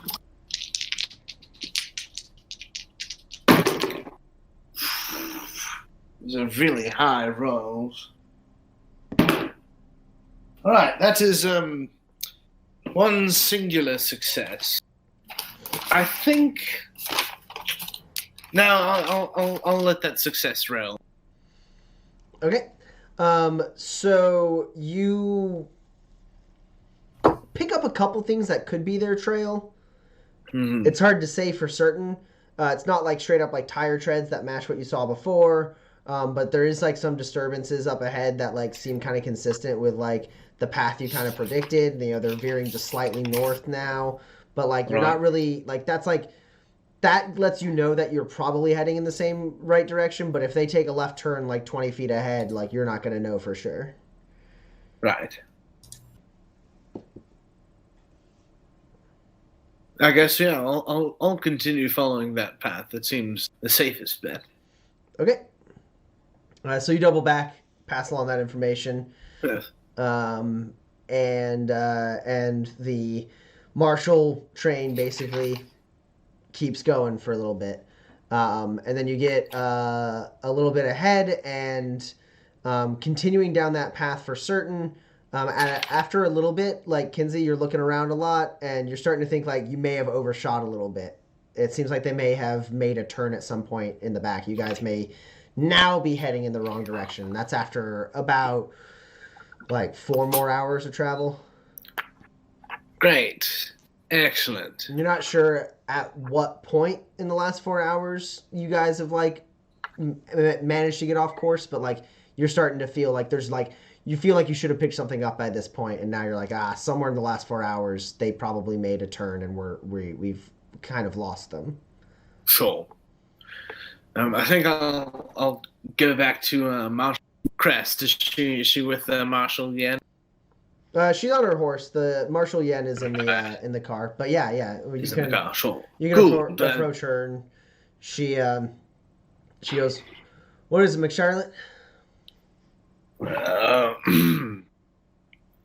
Terribly sorry, and don't want to make Marshal Yen a liar, but I seem to have lost the trail of their jeep. I'm not sure at which point. I know we've been traveling for quite a while, but I should have picked something up by now. So, and I would like to be able to fix it if at all possible. But you may need to make camp here. I can just make some concentric circles and kind of run around and try and pick up the trail again, so I at least know where we can start heading in the correct direction. But she goes, whoa, everyone hold up. And like they kind of come to a stop. Roland and Pax, you see like the crest kind of give the signal, and like the other car and the horses kind of come to a stop. And she goes, I don't like the delay, but yeah, if you think you can double back and figure out where we veered wrong, it is getting pretty late. We've been riding double time to meet up with you, so I think my people might appreciate a short spell of camp. Maybe we can fill our stomachs a little bit. Cool. If you're willing to look through the night. Yes. I think that's best, rather than traveling in the wrong direction for even longer. So sorry to waste your time. I apologize. Don't apologize until we lose them. You get moving. Folks, we're setting up camp real quick. We're going to fill our bellies and wait until sunrise, and we're going to move on. And I'll head off immediately in the direction I think would be best to pick up that trail again. Kinsey. Yeah? Yes? Wait. Okay. And I hold out my night vision goggles. Take them. Thank you so much, Pax. Yeah. I will use them. There's no headlamps, so you should be able to see with those. That's very useful. But if you break them, you owe me an attachment on that bow you're working on. You've got it. That's fair. But I promise they'll be in the exact same condition that you gave me. You gave them to me. That you gave with them. That they'll be good. I think I'm in the car, just like go.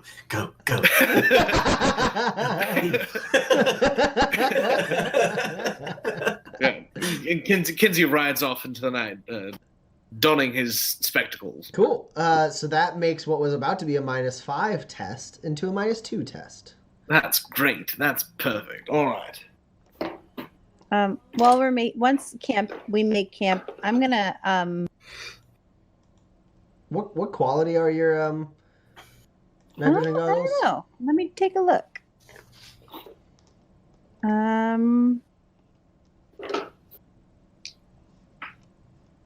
2. Okay, so actually it's just a -1. Oh, perfect. Yeah, Excellent. it eliminates the negative for the dark, and then actually gives you a positive modifier, which helps eliminate the other negative. That's excellent. Am I at all trying to recall an aspect of nature?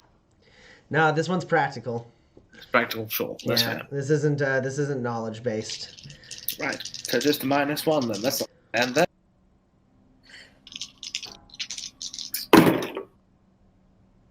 Okay. Meanwhile, Roland and Pax, as like the marshals kind of set up, you see like none of them are really talking to you very much. Marshal Crest comes over, offers like a can of beans. Hungry? Sure. All right. She like takes her knife, pops the can open, hands it over to you, and she goes, "So, what did happen to Leonard's arm? He's been a little spotty with the details. He's a tough fella to get the drop on. Did you see it happen?"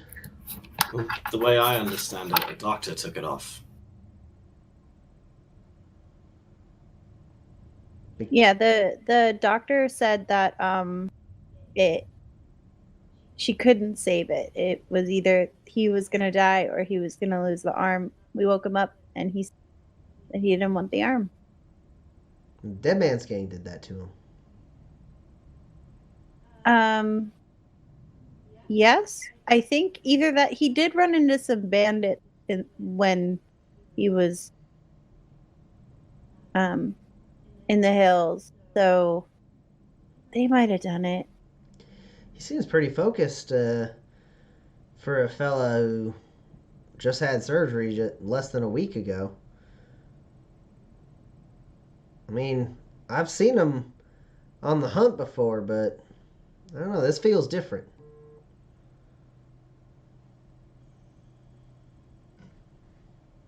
And we're not close to him in the way that you are, so Well, it's I hard wouldn't to say say we were really. close. We cross paths from time to time. It's actually not too common we get this many marshals in one place. But, for situations like this, that's the time. Sure, that makes sense. I am distrustful of this person and am interested in gleaning her intentions. Can I do that? Yeah, you can go ahead and roll. We'll call it manipulate. Because you have playing the player. Otherwise, it'd be a discipline check. Oh no! That's what it'll be all these times you want to do social things. Oh no! Am I dressed to impress? No. You don't have a badge? Yeah.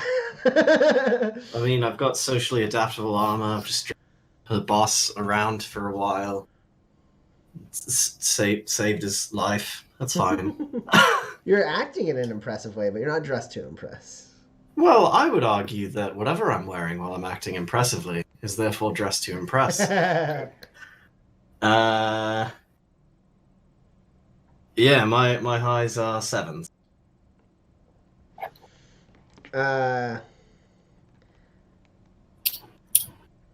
So I should roll against you. I mean, sure, unless you want to cheat. You're up against a 6, so. I have 2 7s. Sweet. So you're just trying to get a sense of her, like general intentions. She doesn't have she has like basically what you can tell is like kind of a little bit of a rivalry with Leonard Yen. So this conversation is mostly her just trying to get like, not like dirt on him. It's nothing too serious. Just mostly like she wants to like be able to hold it against him that like he messed up, right? Later down the road when it's less like socially evil for her to be like, ha, look at you only have one arm. But like right, from what you can, but she's fine making a joke about it immediately. yeah. But it seems like that's kind of they give each other a hard time. They compete a little bit.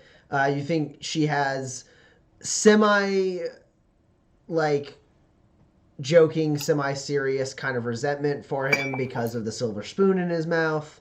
She doesn't seem like she's of like, like wealthy stock. Like she doesn't like carry herself. Her clothes are not as like well made as Leonard Yen's. His are terrible right now, but like in general they were nice clothes. So like you think like she's got in the Alana Stead Sheriff's Department, probably maybe Leonard Yen is kind of the golden boy, and she's just like trying to get a little bit of like little bit of dirt on him to like kind of feel like, yeah, he's not that great. Okay. That's fine for now.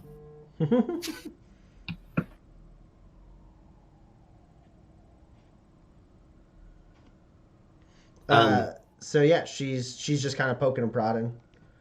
Sure, I'm sort of non-committal and continue this like I don't know the man.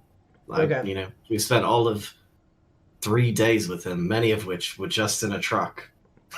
Yeah, and yet he saw fit to bring you kind of into the hunt.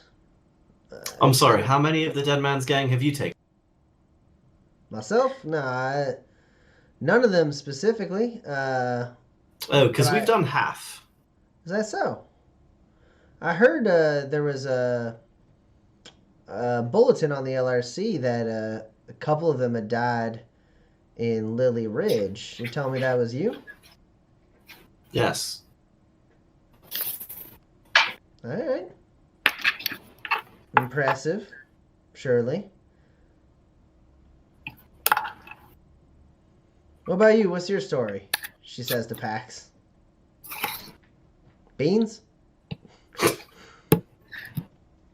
No, thank you. Are you sure? The average beans. I've got my own rations. Thank. All right. Well, let's hope your friend out there can pick up the trail again. Otherwise, we might not be able to find these fellas before they make it out of the territory. Well, we will continue to find these dangerous, extremely wanted criminals that have eluded your capture for months. She kind of bristles a bit at that and she goes, "Listen, fella. These folks, these guys we're after, I was in a completely different territory when they was being brought in. If I was on that train coming back into Alanastead, maybe it'd be a different story. Yeah, You can keep it'd be one trying way to you needle did. me and my people, but we're here to save your asses." Okay. She like blinks a little bit at that and she goes, "Fella, you misread the situation here.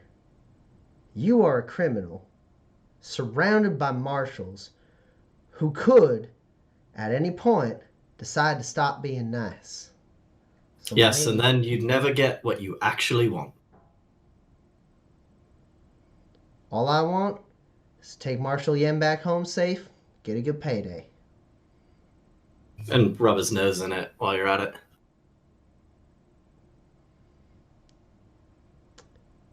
You think you're clever, huh? I am clever. Well, that ain't too helpful out here. And her hand drops down to her gun. And she goes, "A lot more things in this world that are quicker than your wit, boy." And she's going to challenge you. What the fuck? Sure. Oh, Roland. So, because you have playing the player, you can either resist this with challenge, or you can resist it with discipline. Sorry, I can do challenge or discipline? Yeah.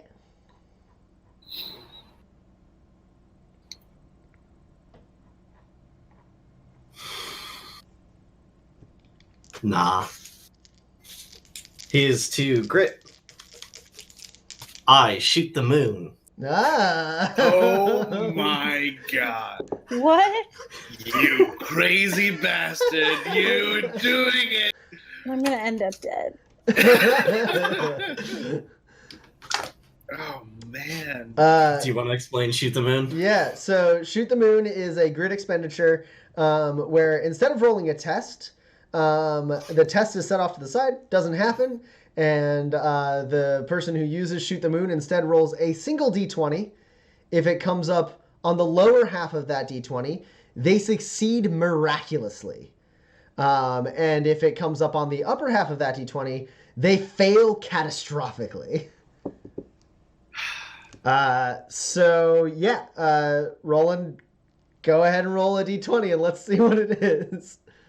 I wish we had that like a dramatic die roll cam. Where we could be like, this one's important. Which one for this though? It's always the choice. Oh, it's got to be this one. It's got to be this guy. Nice. Oh yeah, I can see that. Is that the Yeah. waypoint die? That's Yes, the. it is. Yeah, it is. It's not the new one. It's the old one. Yeah, yeah, that makes sense.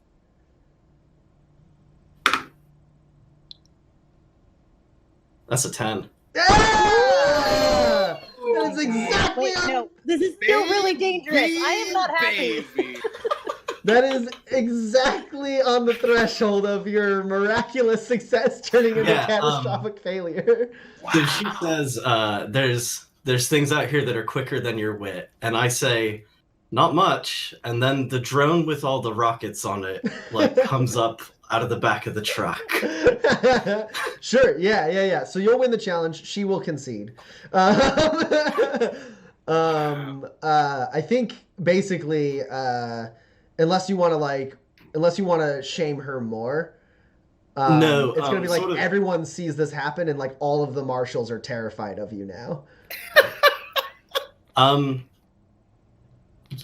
Yeah, I would like the outcome of this situation to be that the marshals are disinclined to prosecute us.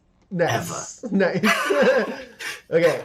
Yeah. So for anyone watching, when you win a challenge roll, the person who lost the challenge roll can either continue forward into a quick draw, or concede. If they concede, you don't get to do anything harmful to them. But you basically, we get to negotiate narratively what is the positive outcome you get that's bad for them and great for you.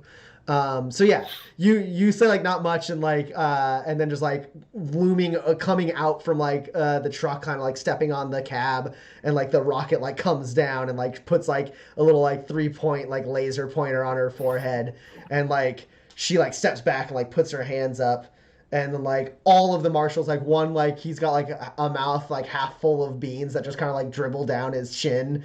And then, like, everyone, like, they, like, don't know whether they should reach for their guns or not. You see Marshal Leonard Yen, though, he goes... And I will finish off the beans, hand her the beans, say thank you for the beans, and go back to the truck.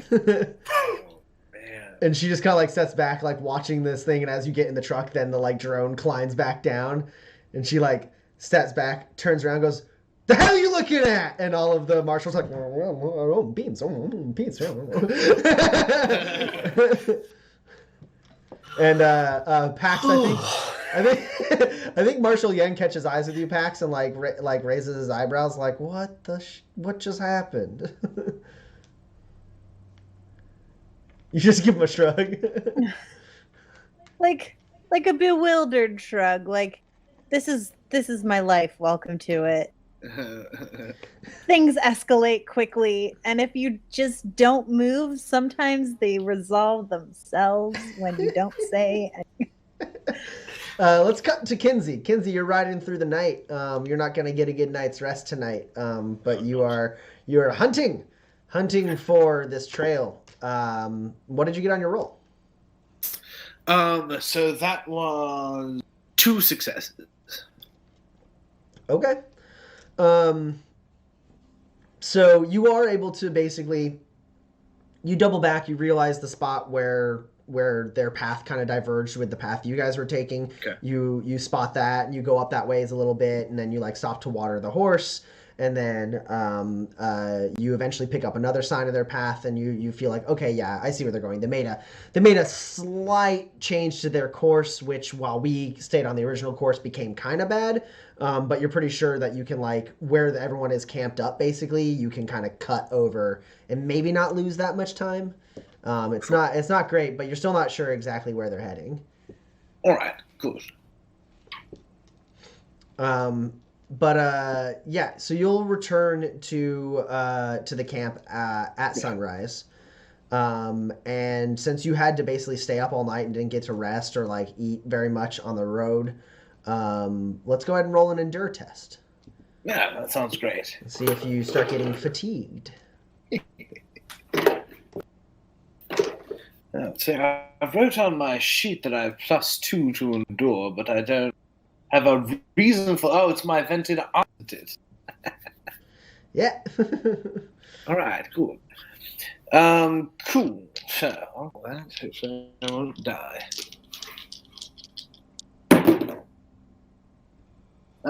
So with my surveil 1 auto hit, on top of that, I have a second hit. Okay. So 2 successes will do the trick. You won't be taking any fatigue damage yet. It might get worse if you continue to push yourself, right? Right. But for now, you're feeling fine. Well, you're not feeling fine, but you're feeling like you still got enough left in the tank to either push yourself or fall asleep in the bed of the truck for the rest of the trip. Has anybody got a cup of coffee by any chance, or some strong tea, maybe? Yerba mate? Anybody? You say that rolling into camp, they've already completely packed up. Everyone's just kind of looking at you weird. All right, then.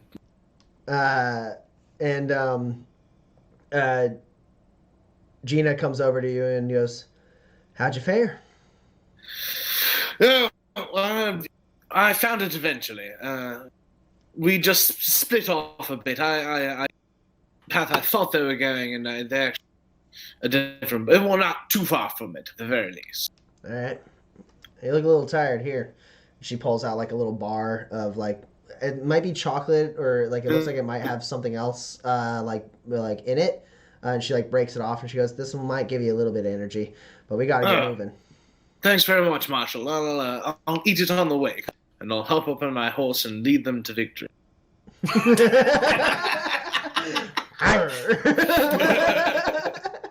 Yeah, and under Kinsey's leadership, you're able to It feels like you should add a ha-ha to that. Under Kinsey's leadership, you're able to get back on the trail and make pretty decent time. And as it gets a little bit later in the afternoon, one of the marshal's scouts comes back and like waves everyone to the side of the road, and he goes, "They're up there over that hill in a small little wooded area. I managed to see the big one refilling his canteen by a stream. Hard to miss that one." Oh, yes, he's even bigger up close, not surprisingly. Oof. That is how perspective works. All right, you know what I mean. It's intimidating. Jeez. How far up are they? Not too far. Maybe about 20 minutes down the road.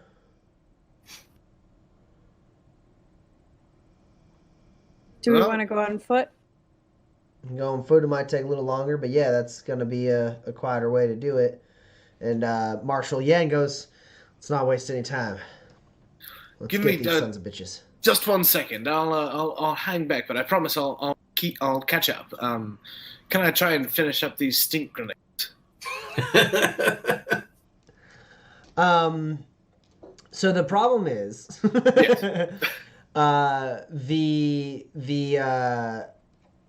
you haven't been traveling, like, so you could have started working on them a while back, which you should have done. You should have said if you were going to do that, because basically you roll it and then it takes you the rest of the time to finish it.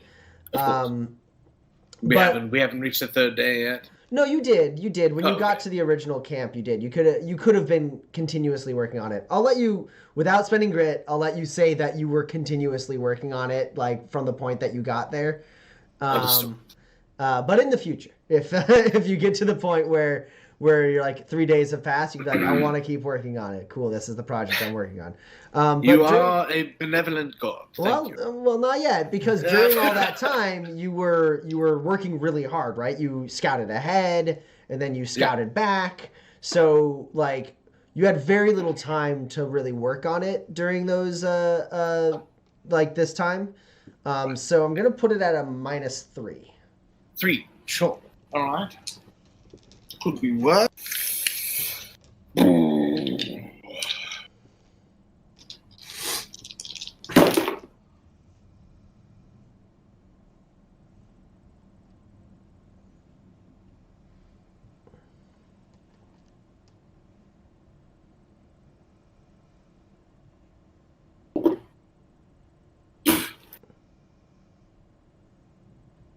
All right. It's 2 successes, but it is a miss. Okay. So you have 2 successes, but it's a misfire. 2 successes doesn't get you there unless you have the grit to twist the knife. which I do not have enough grit to do. So you won't finish. Right, I'm pretty close. And for the misfire, I'm gonna say you basically, while you're like kind of working on this thing, like you're tracking a little bit, you get back into camp, and as everyone's like finishing packing, you're trying to work on it a little bit. You're like trying to find little windows to work on this. It's really rough and hard. And there's a point where basically you make a mistake, like you realize like you're about to like connect like two wrong wires, but you're a little too slow on it. And we'll just have you go ahead and just take 2 damage straight to hit points as you kind of electrocute yourself a little bit. The tips of my beard stick out a little bit straight. You were like, it's like as after you got the horse to like the creek and then you had water on your hands and you went to go tinker and you're like, oh, damn it. All right. So what are the 3 of you doing? Basically, the marshals are getting their guns and gear ready. Marshal Yen, he has his pistol in his one arm, and he goes, all right, well, the 3 of you have spent more time with them than any of the rest of us, myself included. I mean, I've had experience fighting them a little bit, but I ain't seen inside their camp. I figure we'll follow your lead. I would just say try not to leave any openings. They're a wily bunch and naturally suspicious, so don't just assume we'll catch them off guard. Yeah, you're gonna stay in the car with Roland. Roland, here's how you turn off the kill switch. And I'm gonna show him how to work the car, basically. Great. Okay. And then I'm going to take off running towards them, towards that camp. So I can sneak to flank them. So like as soon as like Kinsey gets back and is like, or the guy gets back and he's like, we found them. I'm like, I want to do that. And then like pick up my stuff and like beat it that way. Okay. So you go running off. All the marshals are like looking a little bit, and then Yen goes, "It's all right. She's moving in on them to sneak up. We move in normal. Well, y'all do. I got a babysitter." Points at Roland. Then he turns back to you and says, like kind of under his breath, "She is just going to sneak up and flank him, right? She's not just running." You'd never know if she did. All right. Well, guess we get to watch all these horses in these cars. Oh no, we get to go find a vantage point. All right. Meanwhile, the rest of the marshals like they turn to Gina, who starts like giving instructions. She's like, "All right, move in, fan out. We'll come at them in kind of a wide approach, so we can get multiple angles. Watch your crossfire. Keep an eye out for Pax. Try not to hit her. She might be sneaking about, trying to get a cheap shot in from behind." And tell you what, I'll be the one to draw the fire. So hold your fire until I pull off the first shot, right? And then you can surprise them the sides if you can. She they all look at each other and they're like, "All right, yeah, we'll move in slow, and then we'll there's some hills around the wooded area," says the guy, like kind of scouted it. We'll post up in there and we'll wait for your signal. Yeah, it's just going to be me shooting my. You'll recognize. Yeah, we figured. So I guess Kinsey's going to run. They're going to be flanking. So we've got Pax from my perspective from the back.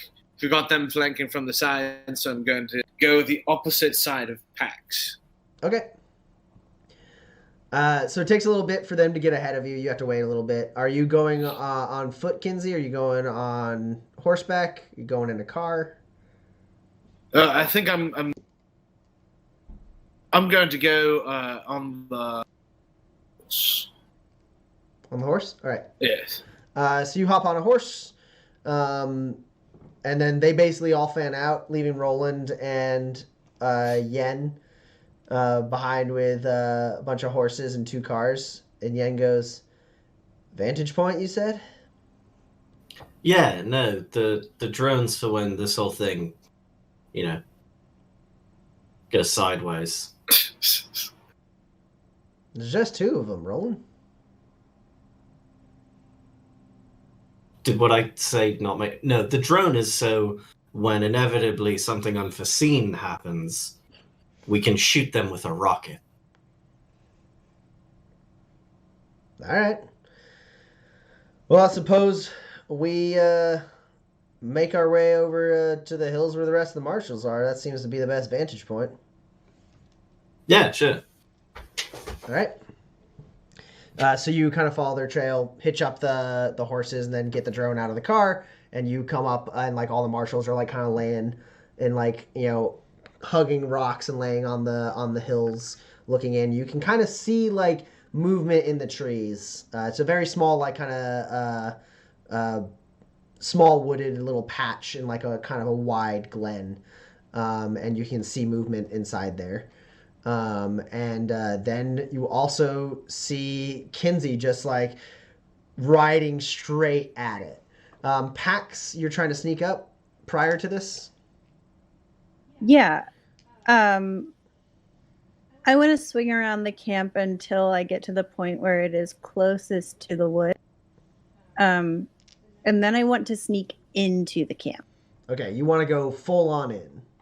Yeah. Okay, cool. Go ahead and roll a sneak test. Sure.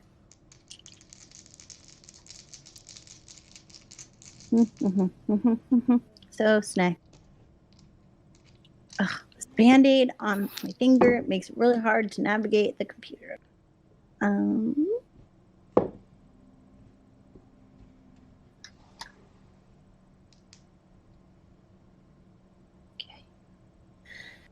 Then, so I have Lightfoot and Silent Step.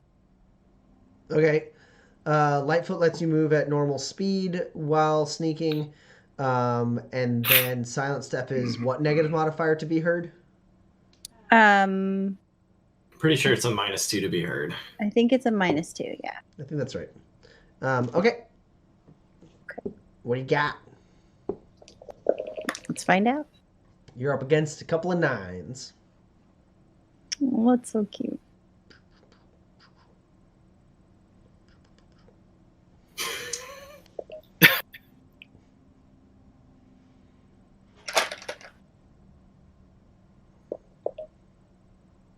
What are you? What are you? What are you? Come on.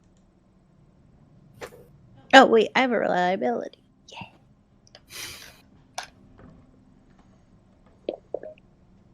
Okay.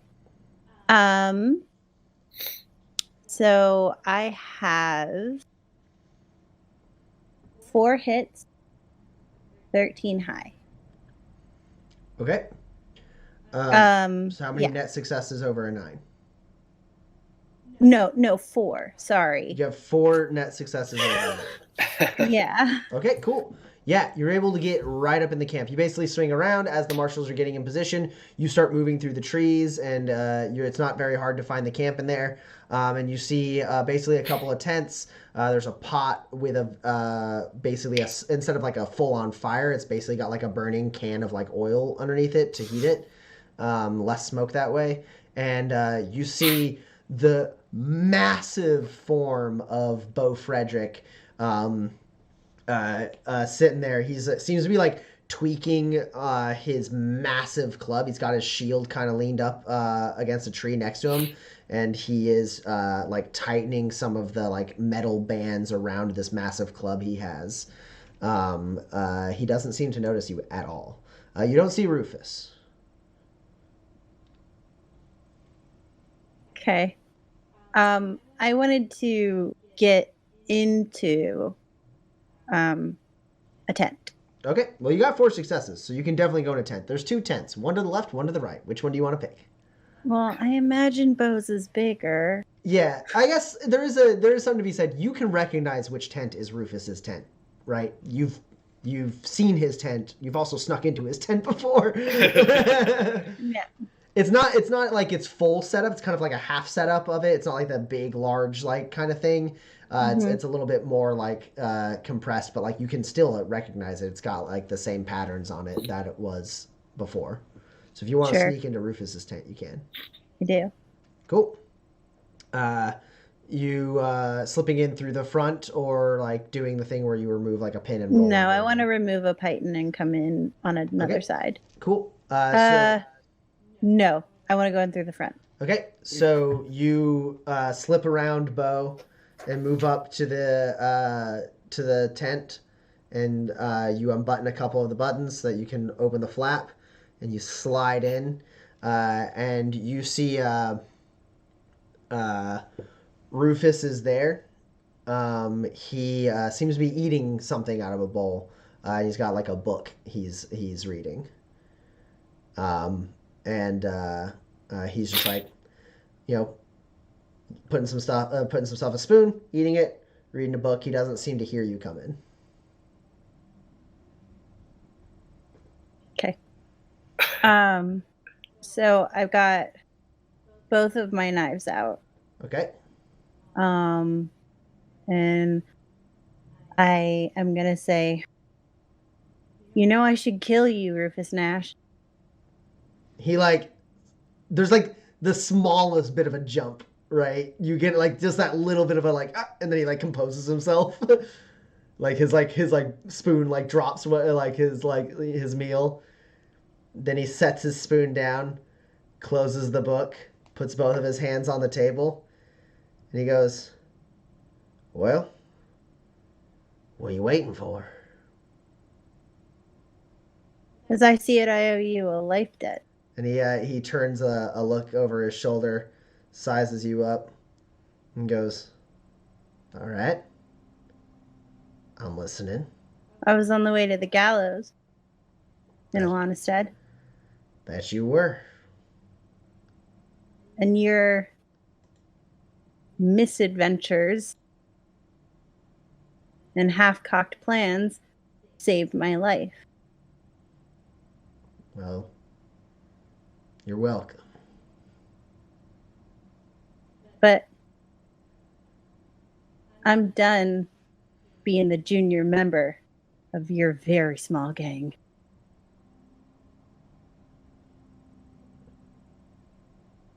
What do you have in mind? You have my undivided attention.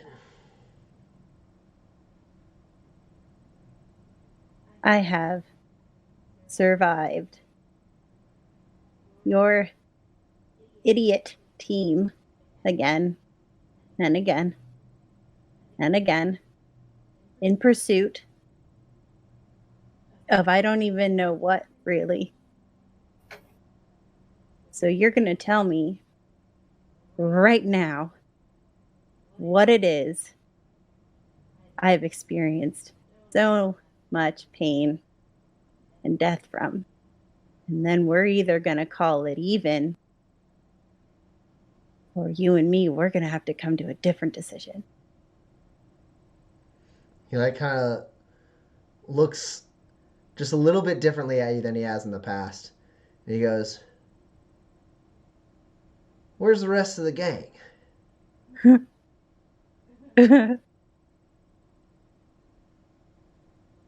Well, you should check your LIC more often, I think. What's the last thing you heard? Last I heard, the lot of you were in Lily Ridge planning to make a move against the family. I'm guessing that didn't go very well. Not really. Certainly didn't go to plan. Now you are here, alone, Demanding answers. Well, I can understand the need for answers. What we're after is a map. A map to treasures untold. You ever hear the story of that guy who I said the name of earlier? Quentin Lemaire? You ever hear the story of Quentin Lemaire? I'm not one for fairy tales much. Well, some people think he's real, some people think he's just a story. But regardless of whether his life is true or not, I'm pretty sure the stash of luminescence at the end of this map is true. What makes you think that? People don't just leave Lucy lying around. He kind of gives a shrug and he goes, I have a reliable source. And who's that? Me. What? I'm certain that while his stories may have been exaggerated, Lemaire's treasure is real.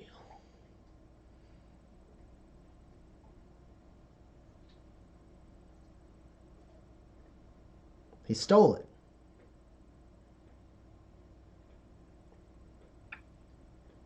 From you? How old do you think I am? How old are you? And he goes, a relative of mine, long time ago.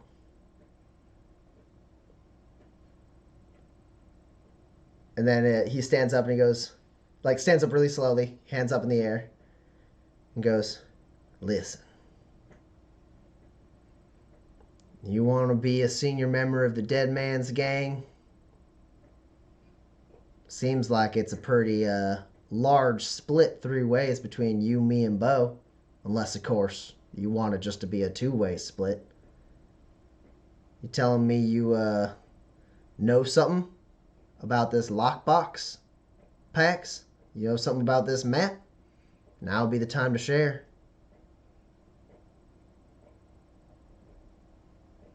We can live peacefully and rich if we get our hands on that map.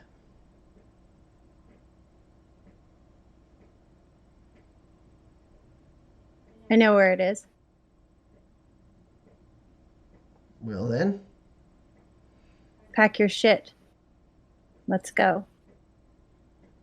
All right. And I'll walk out of the tent and sit by the fire. Right before you walk out. I don't turn my back. I back out of the tent. Yeah. Right as you say that, he goes, partners then. He reaches out a hand. He spits in it.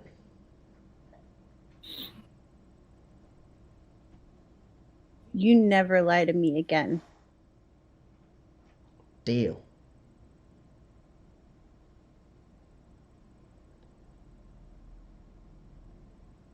If you want to roll to see whether or not that's true, you can.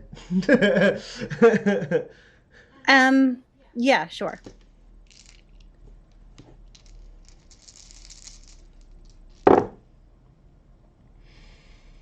You are rolling discipline since you don't have playing the player. Yeah. And you are up against a 13.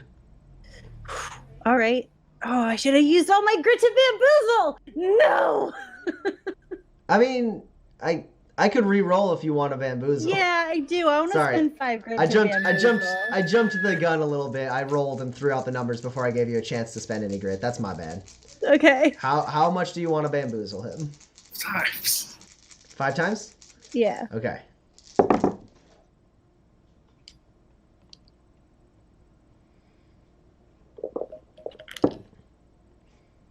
You are up against 8.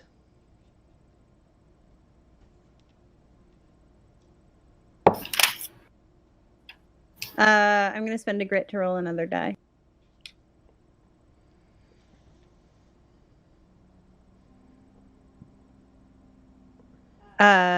No, sorry. I'm going to spend 2. No, yeah, 1 grit to one grit.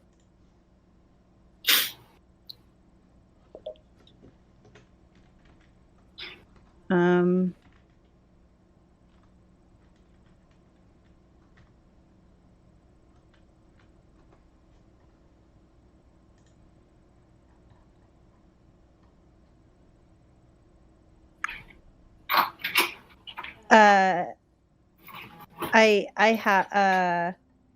have a 9 and an 8. A 9 and an 8? Yeah. Interesting. Yeah. I won't spend any grit. He's the aggressor, so he knocks off your 8, but your 9 knocks off his 8. So you get one net success. You say you never lie to me again, and he said deal, and you think there's something behind that. You're not 100% like you're not sure Rufus Nash is a man who's incapable of making that or you're not sure Rufus Nash is a man who is capable of legitimately making that promise. Okay. I look down and I pointedly at his hand and I say, if I touch your hand, am I going to learn something new about you? Seems like you and I got a long road ahead of us. That's not an answer. He looks confused and he goes, deal or not?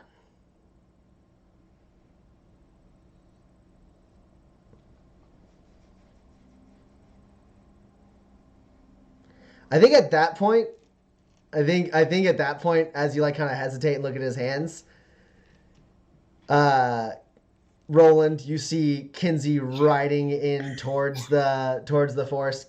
Kinsey, you are spotted and do spot Bo roughly around the same time. He is in pretty heavy cover amidst the trees, but he sees you riding across the glen like full breakneck at like this thicket of trees.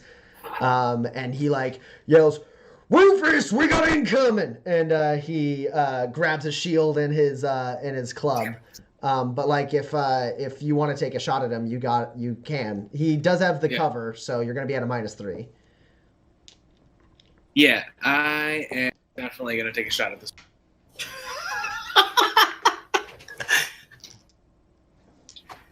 You know the part in Lord of the Rings where Boromir tries to take the ring, and then like Sam and Frodo get in the boat, and then Merry and Pippin get kidnapped? I think I'm Merry and Pippin. You know, yeah, that checks out. I agree. So am I getting in the boat, or is... I don't know which one of you is Boromir yet.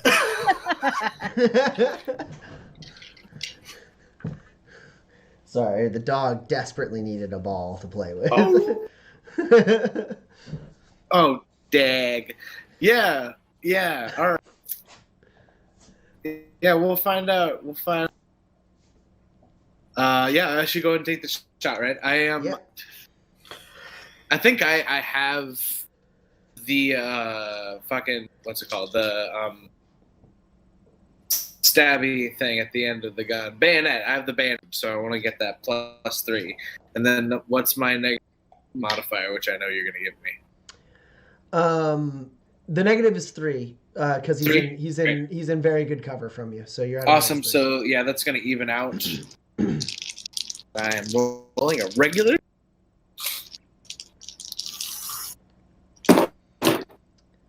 You're up against a 12. Not as that's all right.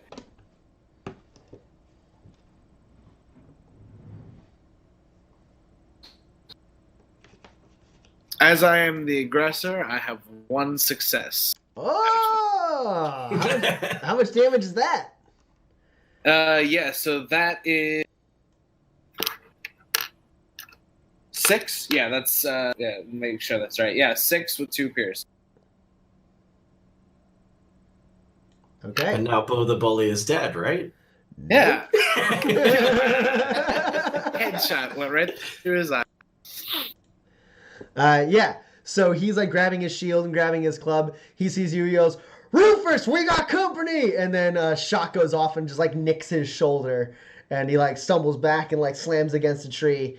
And then Rufus looks to you, Pax, and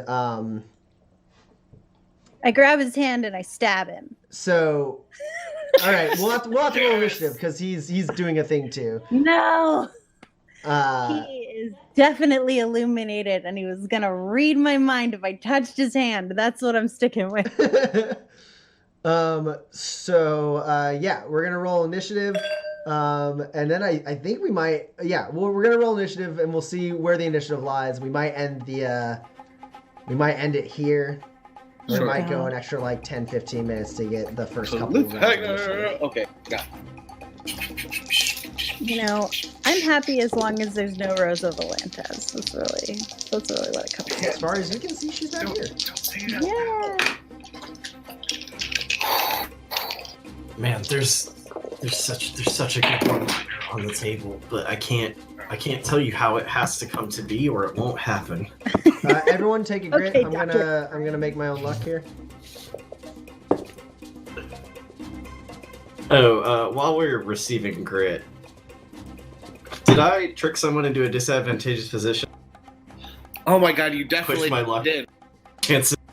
I was literally after that thing. I was like, didn't you just hit all of your triggers in that one? Yeah, you definitely tricked the marshal into a disadvantageous position because she should have. She was gonna have a rocket.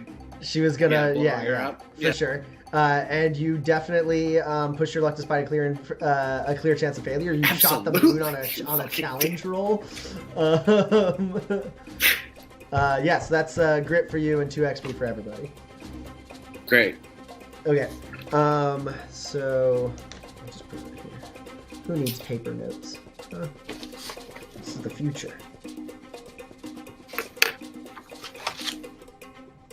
Oh, Can I spend grit to roll another die? Yeah, if you haven't rolled 5 dice for initiative, you can spend grit to make your own luck. That's what I just did, which gave everyone a grit. I'm also gonna play to the gallery, which is gonna give everyone another grit. Okay.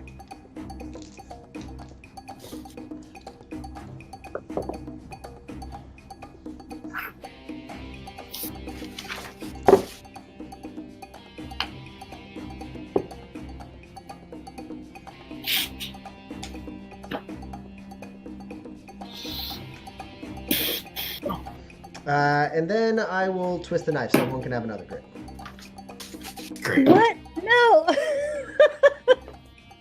I spent so much grit, and it doesn't matter.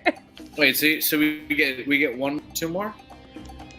I've spent grit 3 times on this initiative, so all of you get 3 grit. Great. Yeah. I'm not gonna lie. Bo doesn't have great initiative. he's a big boy and he doesn't move very fast. And he's not hyper aware of his surroundings. Great. Okay. I think this is worth it, even if I don't immediately do anything. Tommy, thank you for the grit. A cowboy up. Ah. I hate you so much, Dan. What? Okay. It's an advanced maneuver. No. So you use cowboy up, which means you will go first for this combat, regardless of what your initiative is. Alright. You get that first slot. Does anyone have? Well, what do you have, Roland? Since I'm making my list now. I have 5. Okay. So you go in the first slot with 5. It's a good thing that you did that because Kinsey had 9 for initiative. Don't worry. It's an advanced maneuver. You'll see the genius of it momentarily. I'm sure I would. So, Kinsey, did you say you have 9? 9, yes. Okay, well that beats the 8 that I have. Excellent. That's what I like to hear. get crit twice. Did anyone else beat an 8? I have an 8. Oh, fuck. What is your awareness? 5. Okay.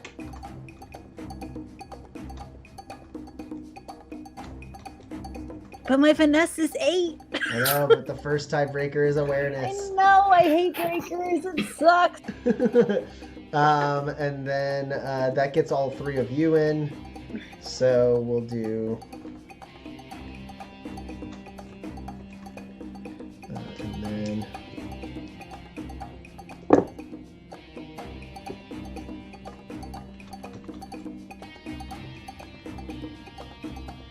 Okay. So, Roland, you are first. Cool. I hold my turn. Makes sense. Kinsey, you are next. Yeah, Kinsey. Bow. You're gonna take another shot at Bo? Yes. All right. You can get closer to him if you want. You could like reduce to his do that. cover all the way to just a -1 if you want to get in the forest. Yeah, I'll get close enough to negate some of his cover. Yes. Okay. It does make you like dangerously close to him, as far as like him being able to bum rush your position or anything like that. But like, because you basically to reduce his cover, you got to like kind of enter the forest where he is. Right.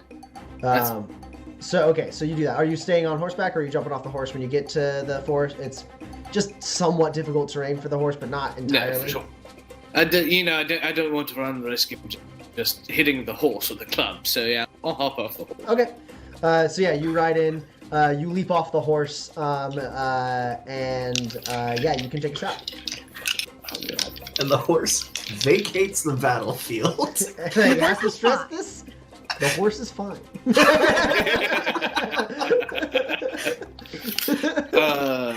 Right. So that's he has no cover, right?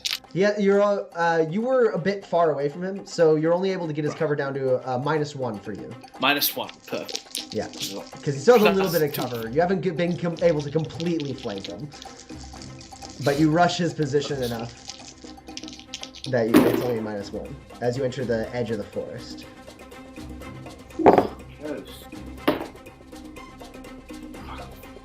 It's 3 hits with a high of 12. You're up against a 15. Are you kidding me? That fucking shield. Oh, So- good. I'm so glad to be stuck in this. Yeah, so you leap off the horse, you bring your rifle up, you take a shot, and his shield just is right up, and it's a massive shield, like it's like a tower shield, almost as big as he is, which is massive. So yeah, your bullet just ricochets off the shield. It's hard to get a clean shot on this guy. Let's see if the marshals can get a shot off, eh?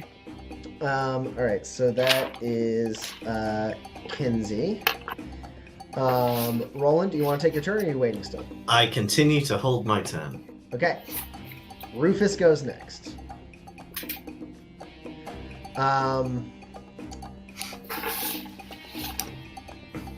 Yeah. Pax. Mm-hmm. He hears that, and there's like gunshots and everything. You move in to grab his hand as you reach down for your knife, and before you can get to him, you see the pupils of his eyes. I knew it. Flash turquoise light, and Eater. and I need you to roll a discipline check. I will. It'll be great. And this is at a -2. What? Why? I know why. He may or may not have a talent that makes it so he's really good at this.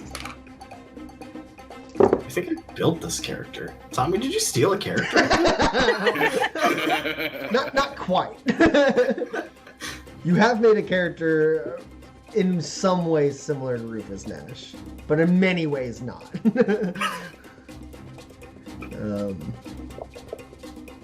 Ugh. All right. Oh dear. All right, what do you got? I have the opportunity to spend grit. Yes, you do. I'm gonna play to the That's what I gallery. like to hear. Okay. Well, I mean, you know that I have a 5. A 5? Yes. Oh, did you say you had a 5? No, I asked you what you had. Because it determines whether or not I want to spend grit. Oh, sure. Well, I have a 10. Okay. If I spend this grit, then I don't get to double down. Oh no. I'm going to spend the grit now. Shit. I spend a grit, so I can count this 12. Okay, I couldn't have eaten that. Now I have a 12. Great. And what did you get? I had a 10. Okay. So I spent grit. You get a grit pax. I'm sure you have plenty of it. I have 11 grit now. So Hey, okay. I didn't give you grit that you couldn't use. Yeah. So you you're moving in, and he like his eyes flash with a slight grin, and you feel a like hot pain start in your chest and shoot through your body like to your spine and like run up and down your spine, and you are going to be at a -2 to all actions, as you are being like kind of just like have this like flow of pain rushing back and forth through you. okay. And his eyes like flash, and you feel that, and you kind of like stutter a little bit, and he like kind of steps off to the side, and he goes, "You have no idea who you're messing with." And it's your turn, Pax.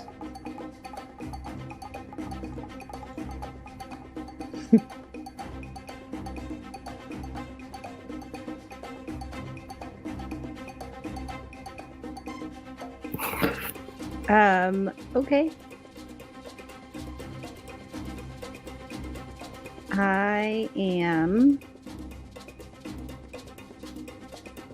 I'm going to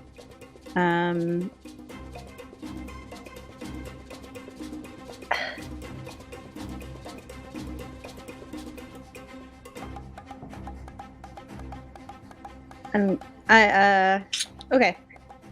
I'm gonna say neither do you. And I'm gonna leave the tent just fucking rush out. Peace. and see where the bully is, He's nearby. and I'm gonna get him, and he doesn't know I'm there. Oh, okay. Let's roll another stealth test. You can move, so because you have Lightfoot, you can definitely make this distance as a free action. But let's roll another stealth test because he's aware that he's under attack. He's got like a little bit more presence of mind. He's not distracted, right? So he might see you. Also, he shouted back towards Rufus's tent, so he might see you coming. But if he doesn't, then he will continue to be completely unaware. Okay. But yeah, Lightfoot makes it so that it's not going to take like a quick action or anything like that to close this distance while sneaking. Great. So what am I rolling? Sneak? You're rolling a sneak test. Okay. And you're up against a 10. No, sweet summer child. He doesn't have a lot of dice, but he rolled all right. Yeah, he did roll all right, but I'm a professional. Yeah. Yeah, okay. I have a 15 with 3 net hit. Cool. So with 3 net successes, yeah, you see him. He just blocked the shot from Kinsey, and he's moved around to like kind of like regain his cover against Kinsey. He drags his like club on the ground. Looks like he's about to try and bull rush to where Kinsey is.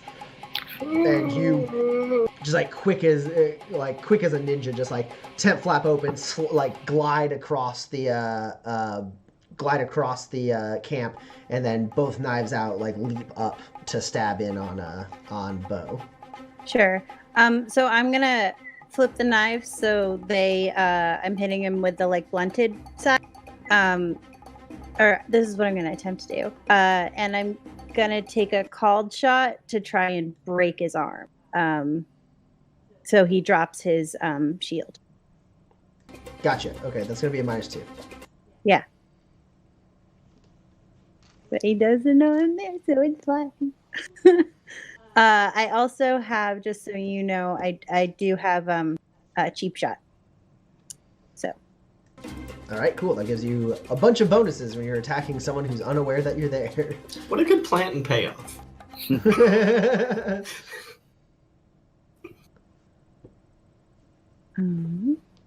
Okay.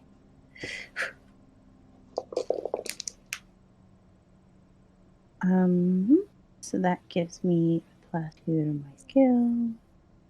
Okay, so I can count. And I can count that. Oh wait, I rolled one more dice. Sorry, I forgot. No. I'm gonna spend 2 to play to the gallery. Okay. 2 grit, obviously. And then I will roll 2 more dice.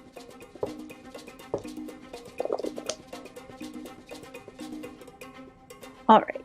And then I have a reliability. Okay. Fuck that. Okay, so I have a high of 15. Okay. He doesn't get to dodge. Yeah. So how many successes do you have? Oh, great. 6. Okay, how much damage is that? But I can only count 4 of them. Okay. You can spend 6 grit and count the other 2. You could punch it if you really wanted. It's 6 grit? Well, so it's 3 to punch it and increase your accuracy. Yeah. So if you wanted to increase your accuracy both times, you could. Twice. Got it. But this is just attack number 1. How much damage are we working with here? Sure, yeah. So it's 4. Oh no, sorry. I can count 5. The accuracy on these is 4 already. Okay. Oh, and I have reliability. Sorry. Brand new talent. Okay. I have 6. I can only count. Okay. Okay, I don't know why I rerolled that. Yeah, so its power is 3. So it's 5, so it's 15 damage. Okay. Any piercing? 0 piercing. So 1 piercing because you have a talent that gives you 1 piercing. Oh yeah. Okay. Wait, the talent's only for projectiles, isn't it? Oh, you're right. Yeah, so no piercing. Yeah, it's just 1.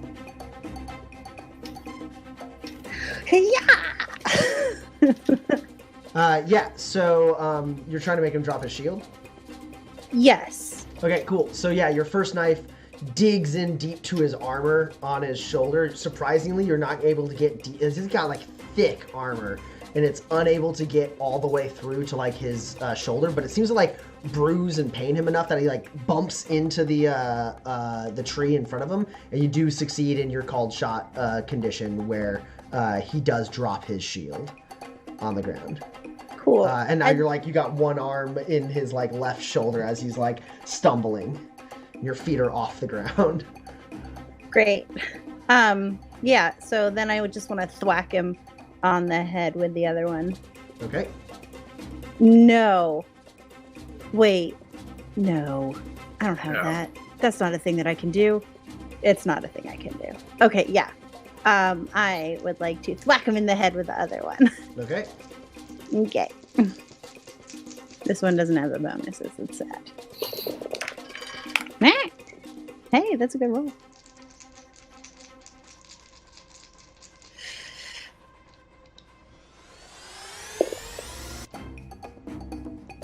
It's a tight grouping.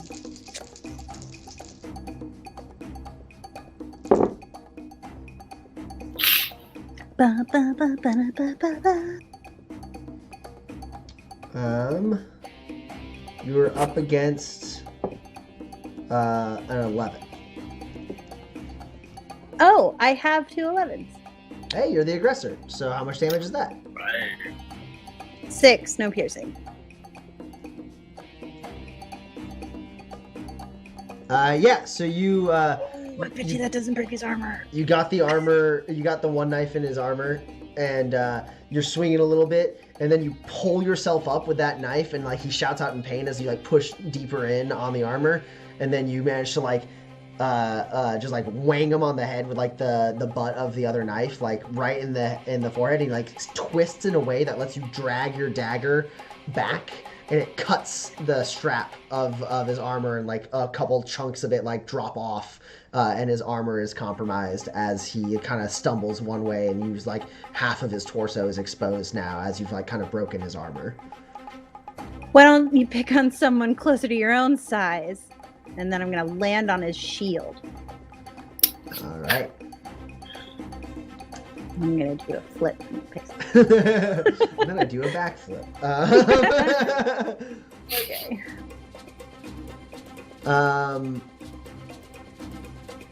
So, Roland, did you want to go? Okay, so the situation as I've seen it from my well-scouted vantage point with the Marshal is Kinsey has rode up, shot the bully, Pax has sprinted out of Rufus's tent and attacked the bully. And that's it, right? Yeah, I'm not sure if you were able to pick up Pax leaving Rufus's tent. Pax just kind of appeared out of like nowhere. And now Pax is fighting the bully, and I can see that, and she was somewhere else before. Yeah.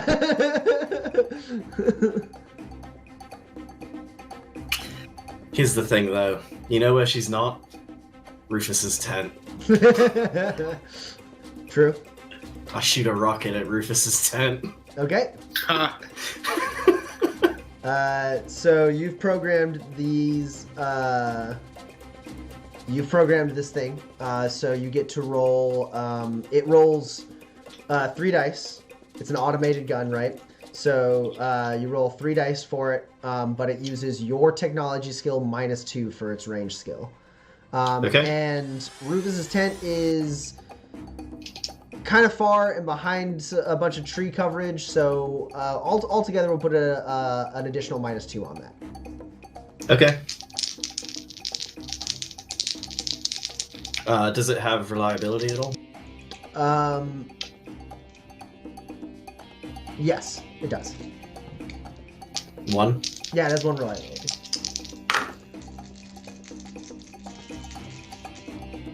Plus, if the weapon has any reliability.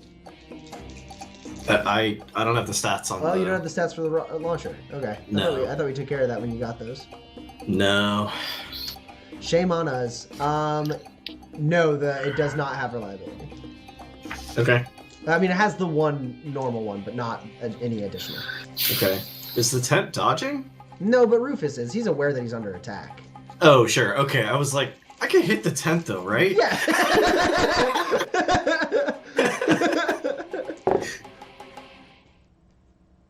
That tent's blowing up. It's just a matter of how badly Rufus gets blown up with it. Yeah, sure. It's not a very high roll. It is a 6. Okay. Okay. That does eliminate some of Rufus's successes. But, you know, in horseshoes, hand grenades, and rocket launchers, close does some damage. I got 5 more of these babies. Let me see.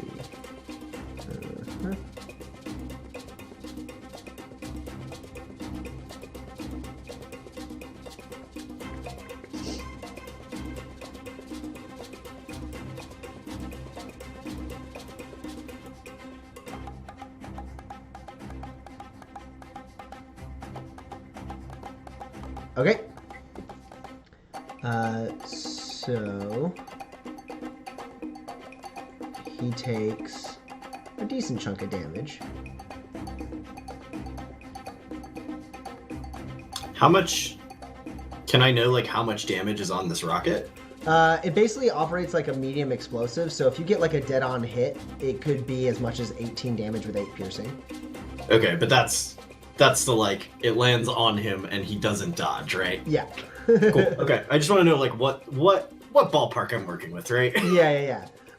So there's Pax. There's a big explosion behind you, as Rufus's tent kind of like the top of it gets clipped, and then there's a big explosion behind it, and everything goes flying forward, and you do see like amidst the like the flaps and everything, like you kind of heard the rocket like for a second. You're like, and you like turn. I know what that is. You turn in time to see like Rufus throw open the flaps of his tent and like run after you, and there's a big explosion behind him. He like tumbles in to like one of the tables, like knocking it over. But he like kind of like scrambles onto his knees from the explosion, like blood coming down the side of his head. I assume that's a focused action. Yes. Damn. All right. Now the marshals start opening fire. And they're mostly shooting at the bully. Because they're idiots. Well, because he's the like very visible target that they had time to line their sights up on. And actually they do manage, like, the trees are getting peppered with gunfire. Kinsey, you kind of duck in as like there's just like a gunfire just flying all along that ridge, and it kind of like starts tearing up parts of the camp, and the bully gets hit in the leg and stumbles against the tree and pushes back. He did not like that. Did not like that one bit. He like lets out like a shout like, "Rufus, we're surrounded!" And he goes, "No shit, kill him!" I guess Bo should have gone before the marshals, but that's fine. And then Bo held his turn just to see what was going on. And then he wasn't yet sure what the situation was. And so after being told kill him, Pax, Bo is going to turn to you. Mm-hmm. And he is going to like grit his teeth and snarl at you, and you see like veins around his eyes kind of glowing like a reddish color. Oh my god. And you watch as the wounds on his body begin to heal. Do I see that happen? Yeah, I think you're aware. You're like targeting this guy. You see him like he kind of like steps back, and you see like his like red, like sickly, like glowing veins like stretch down from his eyes, and he like snarls like an unearthly growl at you, Pat. And he is going. You see some of his wounds heal up. As like the cut you put on his forehead and like the bullet hole in his side start to heal up. Oh my god.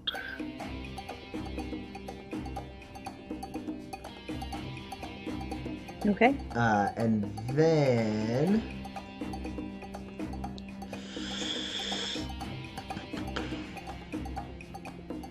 everyone get a grit. Yes. Bo's gonna double down and he's gonna swing at you, Pax.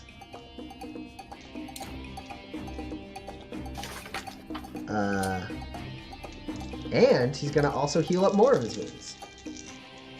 Take that. Because it's a free action for him to actually heal, but it was a focused action for him to activate that power. So as he raises his club, he looks like he wasn't even shot. Except for, his armor's totally busted still. Can't heal that. Can't regenerate that. All right, Pax, he's taking a swing at you. Yeah. Am I still in pain? Yeah, you are. Okay. You still have that All right. that like pain coming through you. Yeah, that's fine.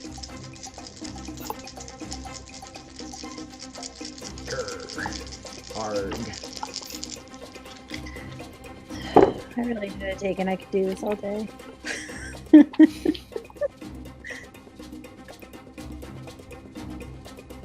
All right, Fitted Pax. gives you a +1 to dodge. What does? Fitted. Depends on the type of armor. If you have light armor, it's a +1 to dodge. Yeah, it is light armor. Yeah, so you would have a +1 to dodge. Okay, great. You're up against a 13. Okay. I will spend 2 grit to play to the gallery. Okay. So I can count my 13. Right? So roll 13, and then I roll for 14s, and then I'm at a -2, and then I'm at a +1. Oh no, this 13 is already counted. Ooh. So I will roll. I will spend 1 grit to roll another. Okay. 13 explodes if that's your target exactly. Oh, I do that, but that die sucks. So now I'm gonna spend a grit to roll another. No. I have a 13. Okay. Well, he's the aggressor. Yeah. So you will take. He only gets the 1 net hit over you, so you only take 6 damage with 3 piercing. Nice. That's great. I love that. As his club like slams into your side and like kind of buffets you against a tree, and he swings it with one hand, and you're still kind of like blocking him from his shield. So he is going to just like throw a fist at you. Just try and he already hit you against the tree. He's gonna try and grab your head and slam it against the tree. Okay. So it's another defense test. Sure. Can I parry this? Yeah, it's a melee attack. Okay.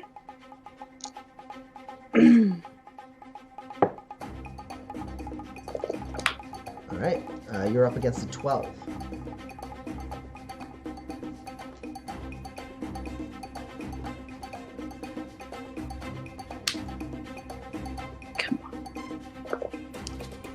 Yeah.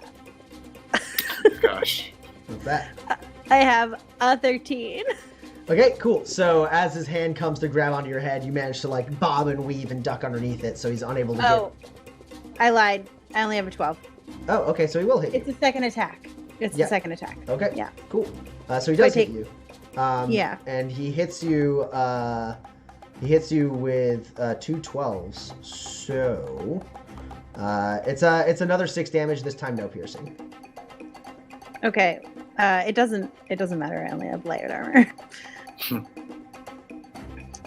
Yeah. Okay. So he like kind of smacks you against the tree. You bump up against that, and then he just like grabs your head and slams you into the tree, and like grabs like the back of your jacket and like throws you off of the tree, and like your like jacket like rips and tears on like the like straps that like kind of offer you protection as he busts your armor. Yeah, that makes sense. And then we go back to the top of initiative where Roland is, and that's where we'll end our session. Boy. Ocean is better at shooting I knew he rockets. was illuminated. Anytime anybody wants to shake my hand, they're illuminated. It's just the way it is. Sure.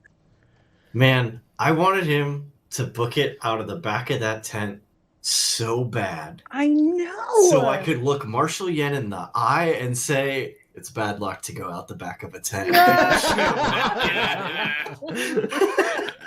Oh my gosh. All right. So we went a little bit later so that we could get in that first kind of round of combat. Set us up real nice for the next session. The tracking went a little long. We got almost lost our way there for a second. Yeah. And then there's plenty of inter-party drama. If there's anyone in the chat who has a question they want to ask, you throw it in the chat right now, and we will answer it. Otherwise, we are going to call this stream for tonight. I don't have any no one submitted anything through the Discord, so just like giving you guys a few seconds to catch up with what I'm saying through the delay, and then Do we want to do type advancement triggers? Yeah. Anyone else hit any advanced triggers while we're waiting? Who did we get so far? I know Roland got 2. I had 3 of mine. The last one is I don't think I ever talked someone out of conflict with me, unless you count the marshal. I mean, you did. I Yeah, absolutely great. did, Did that. Marshall. That's like the definition of that. Yeah, you won that challenge roll and talked her out of conflict with you. She conceded. So that's 3 for Roland. It's 4. 4 for Roland? Okay, cool. I repaired my armor. Oh, yeah. And then Kinsey, I think your patience did get rewarded when Pax gave you her night vision goggles. Amazing. I love that. That was a physical. And what was that? What did you just say? That was a physical reward. Yeah, an actual physical. I showed the marshals how to survive in the wild eventually. Oh, by tracking? Yeah, for sure. Yeah. All of those marshals needed your help finding that trail. So yeah. Yeah. I don't know if the trap was successful yet. We haven't defeated anybody. Yeah, and if Pax had maybe shaken if Pax had shaken Rufus's hand, maybe that trap would have I was gonna. That was the decision I had come to, and then you were like, "No, this is more interesting." You hesitated. Which is fine. I did. I hesitated, but it wasn't because Pax hesitated. It was because I hesitated. I mean, all of this set us up for me to shoot a rocket at Rufus Nash, and whether or not he dies, that feels like a win. That is absolutely successful. I'm trying. So this trap is in the process of maybe being successful. Yeah, that's fair. But I don't think the trap on this camp is successful. So we've got half the XP. We got to reel it in, is what you're saying. Yeah. I was hoping to not do such a bad job tracking so that I could actually have something for us to eat. But what about this one? I did bait that sheriff into making a fool of herself. No, you already got the XP. You talked her into a disadvantageous position and talked her out of conflict with you. It's not a trap. Yeah. And then, my last one is a predators. I think that the marshal's very predatorial. Sure. Yeah, that's fair. Especially to us who are criminals. So she is hunting you. That's her job. Okay, so that's XP there. Pax, did you have any you wanted to say? I do have a question in the chat. Many people were threatened with violence. Yep. An open fight was avoided through underhanded means. The fact that he brought a rocket to a gunfight. Yeah. Against the marshal that wanted to quick draw him. I didn't take something I wanted but didn't deserve. I really wanted to take that letter, but there wasn't an opportunity for it. You took my stuff. You took all of my stuff. You took Are you kidding me? You did not deserve all of his stuff. So I took all that stuff. And then the last one is I get away with breaking the law. No. Yeah, it's like this stuff. I mean, thievery. No, she gave it right back. She took it down the stairs. The only arguments I have are like really thin. Basically, we are surrounded by marshals, and I ran away. Yeah, but they were like, oh, she's going. You got to reel the other half of that one. Yeah, exactly. You didn't get away with anything. You're still surrounded by marshals. Yeah, I could get away though. All right, cool. So that's 3 for you. Okay, we do have a question in the chat. It's from Wilus, who says, "How do you best suggest keeping track of reloading in hectic combat?" So actually, in Manifest, every weapon basically has. Yeah, perfect. Can we? Oh, we'll see. You're so choppy. Wait. Oh, okay. We're getting them all up there. So you see that part of their sheet that kind of looks like a gun cylinder? That's all of the stats for their weapon. And one of those stats is how many shots are in a magazine for their weapon. And then another one of those stats is how many shots have they fired. So basically one stays the same and then you count your way up. and then once those are the same number, you know you need to reload. The way ammo management in the inventory works for Manifest is that instead of tracking individual bullets, you just have bundles of ammo, and at the end of a combat, you roll to see if that like amorphous bundle of ammo has been expended. Once that's expended, you don't have that ammo anymore. If you have extra ammo in your inventory, you're good to go. Otherwise, you're going to want to resupply, or you won't have any ammo for a fight. But so basically, one bundle of ammo is guaranteed to work for a combat, and could work for multiple combats depending on how well you roll that ammo test. What were you going to say?